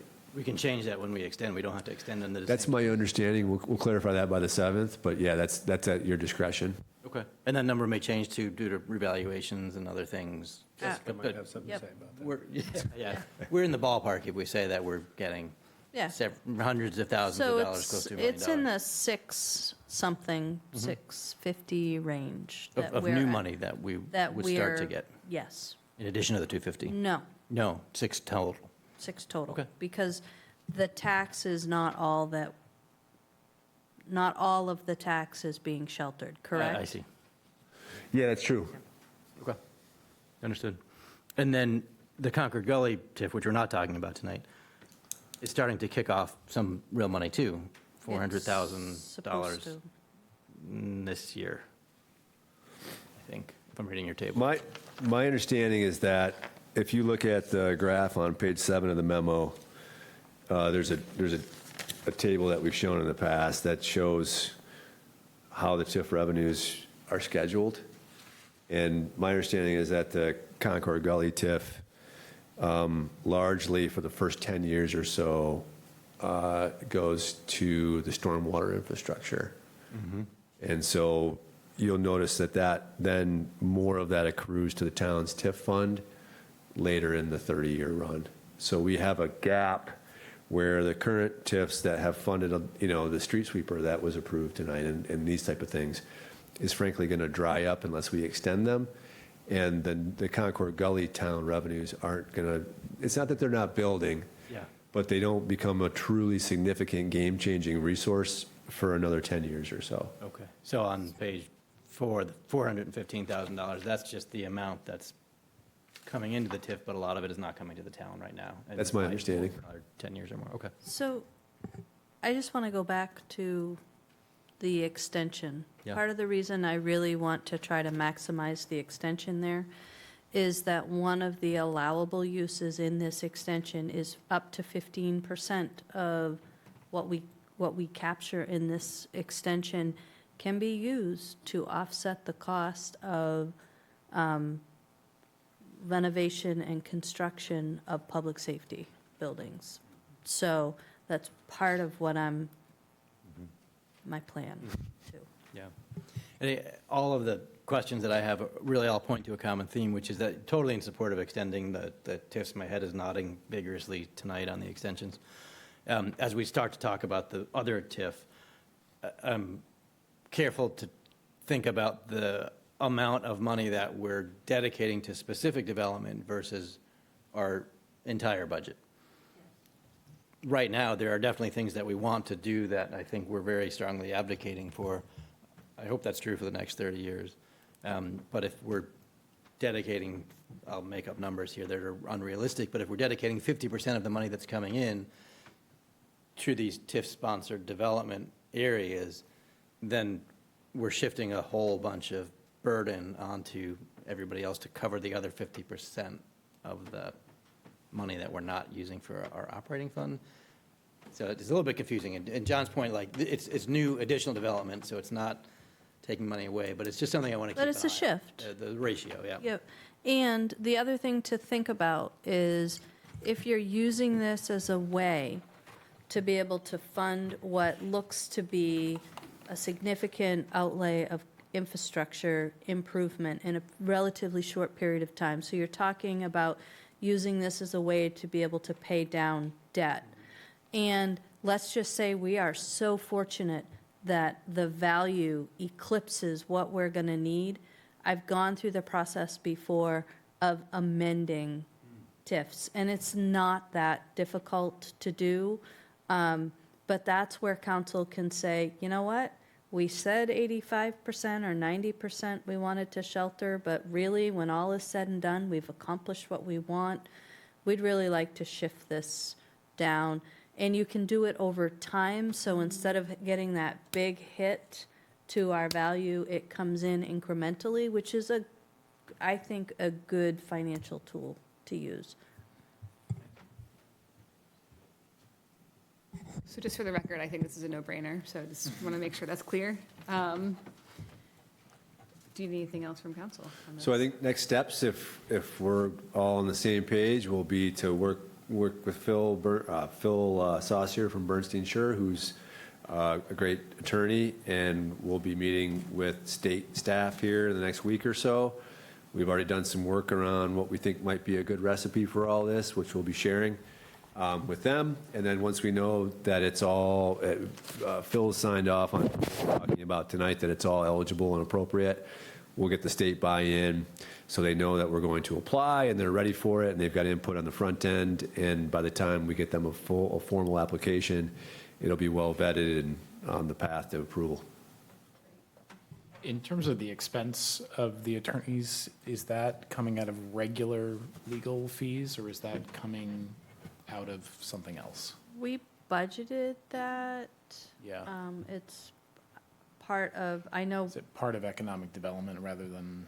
I honestly don't remember where we took it out of, but we budgeted it and so it's sitting appropriated and. The way that we've talked about this is because it's going to be an appropriate use with the corridor, and the allocation for the corridor was higher than the VCI. We've got a little bit of cushion there that we can still use from that money. So it's a really, to John's point, it's a really efficient flywheel of use of the resources that you guys have already put in place. Okay, thanks.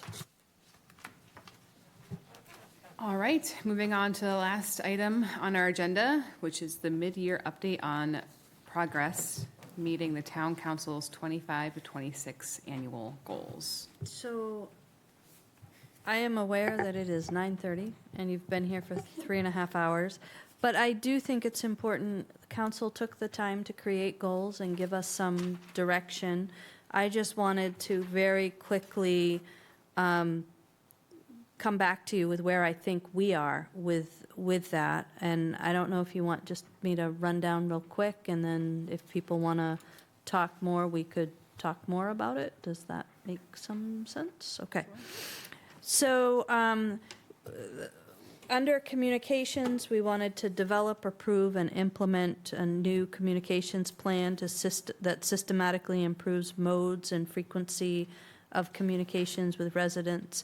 Staff really broke that into two buckets. One was developing the plan, which we are starting to build the framework. We feel like that's a plan that we would want to come back and talk with council, get feedback, and make sure that it's the way council wants to communicate.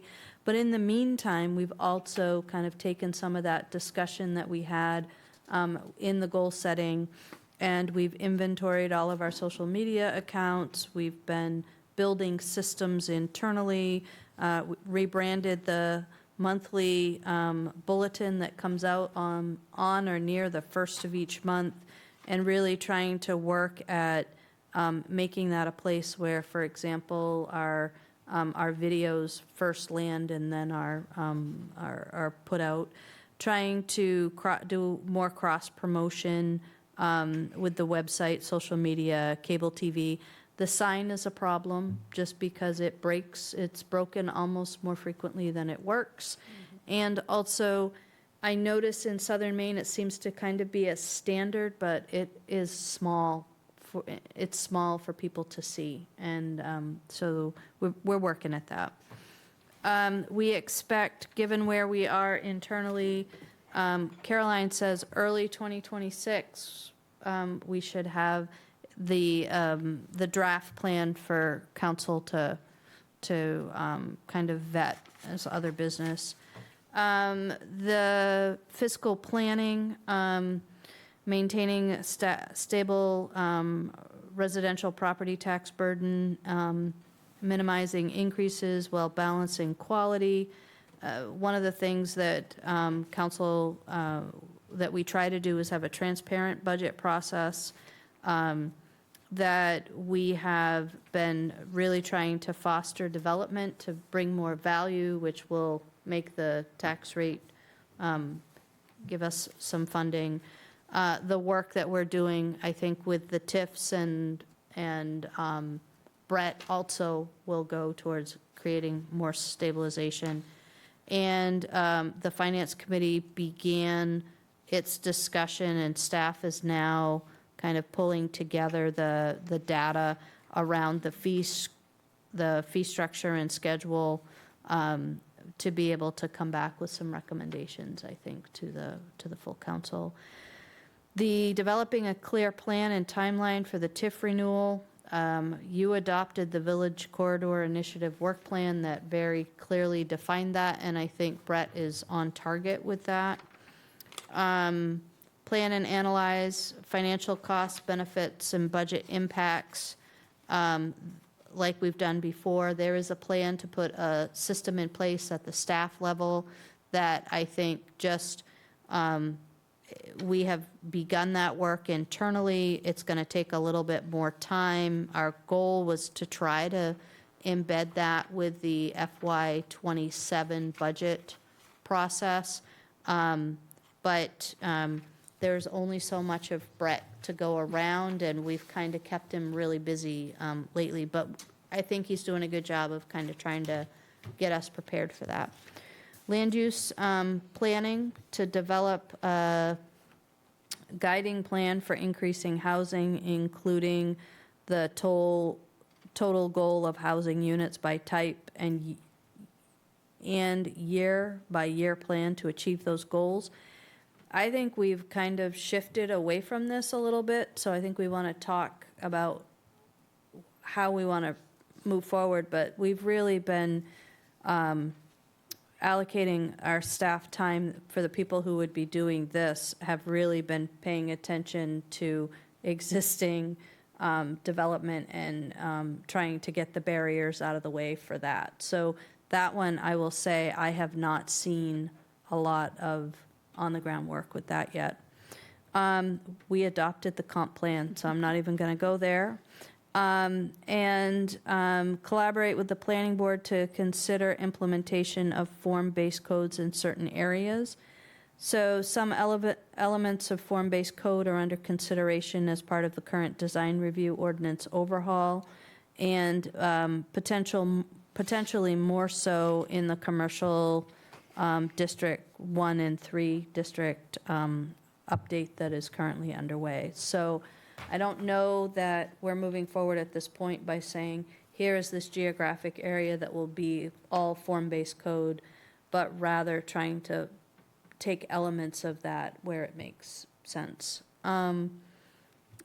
The transportation infrastructure, as you heard earlier today, we have been advancing Route 1 corridor planning. The partnership with MDOT seems to strengthen. And we've got the Bow Main traffic calming test project underway, and the Village Corridor Initiative implementation work plan also addresses many of those elements in that timeline. I think the one that you probably have not heard as much about is the new emergency management plan, and we wanted to update it to include the vulnerabilities that were identified in the climate action plan, so it would support community resilience planning. We are currently working to update the prior draft. So there's the adopted plan. Then they started to draft it, and it wasn't really that great, and so it went out to stakeholder group, and another draft was kind of put together. We're working off the draft that was put together and then shelved to update it. I think we're making progress. Caroline has been kind of overseeing that process. I think she's doing a really good job with that. She secured GPCOG. They are actually going to go through the climate action plan. They're going to go through the draft EOP, and they are going to integrate the two, which will be a good place for us to then go back through and do some more planning. The warming and cooling center. So there's been a lot of conversation about the warming cooling center and the shelter and what are we going to do. We applied for a grant to install a generator at the community library. That grant we did not get the money because they will not fund fossil fuel energy sources. So we then looked at the battery storage, which is super expensive. So we had an initial conversation with the prior superintendent of schools about whether or not the RSU was willing to look at being a shelter space or a warming cooling space. And they were relatively open to that as long as we were not asking them to pay for it, which makes sense. There was also the question of, for a shelter, which would only be opened if there was something catastrophic, that makes sense to put in a school. A warming, cooling area that is usually open even if other things are moving, it would likely cause some conflict. So, as good public safety people often do, we went to Plan B, and we inventoried what was available in Freeport and the region in terms of warming, cooling, and also sheltering. And what we began to see is that there were several opportunities just in the course of regular operations. So during the regular daytime, FCS is open and available for showers and warming and cooling. And regionally, the county and the Red Cross, and there is another entity, it's escaping me, have regional shelters and warming cooling centers. Tedford, I think, is a warming cooling center that goes 24 hours a day during major, when it's needed. So what we began to do was try to publicize where those opportunities were for people, which is kind of where we are at this moment in time with our emergency management planning. So that was the 10-minute or less. But I think it's important to, if you think we're missing something, I would really want to know, because my goal is when we get back to next winter and we talk about the goals, you're going to be like, we were rock stars. Any questions?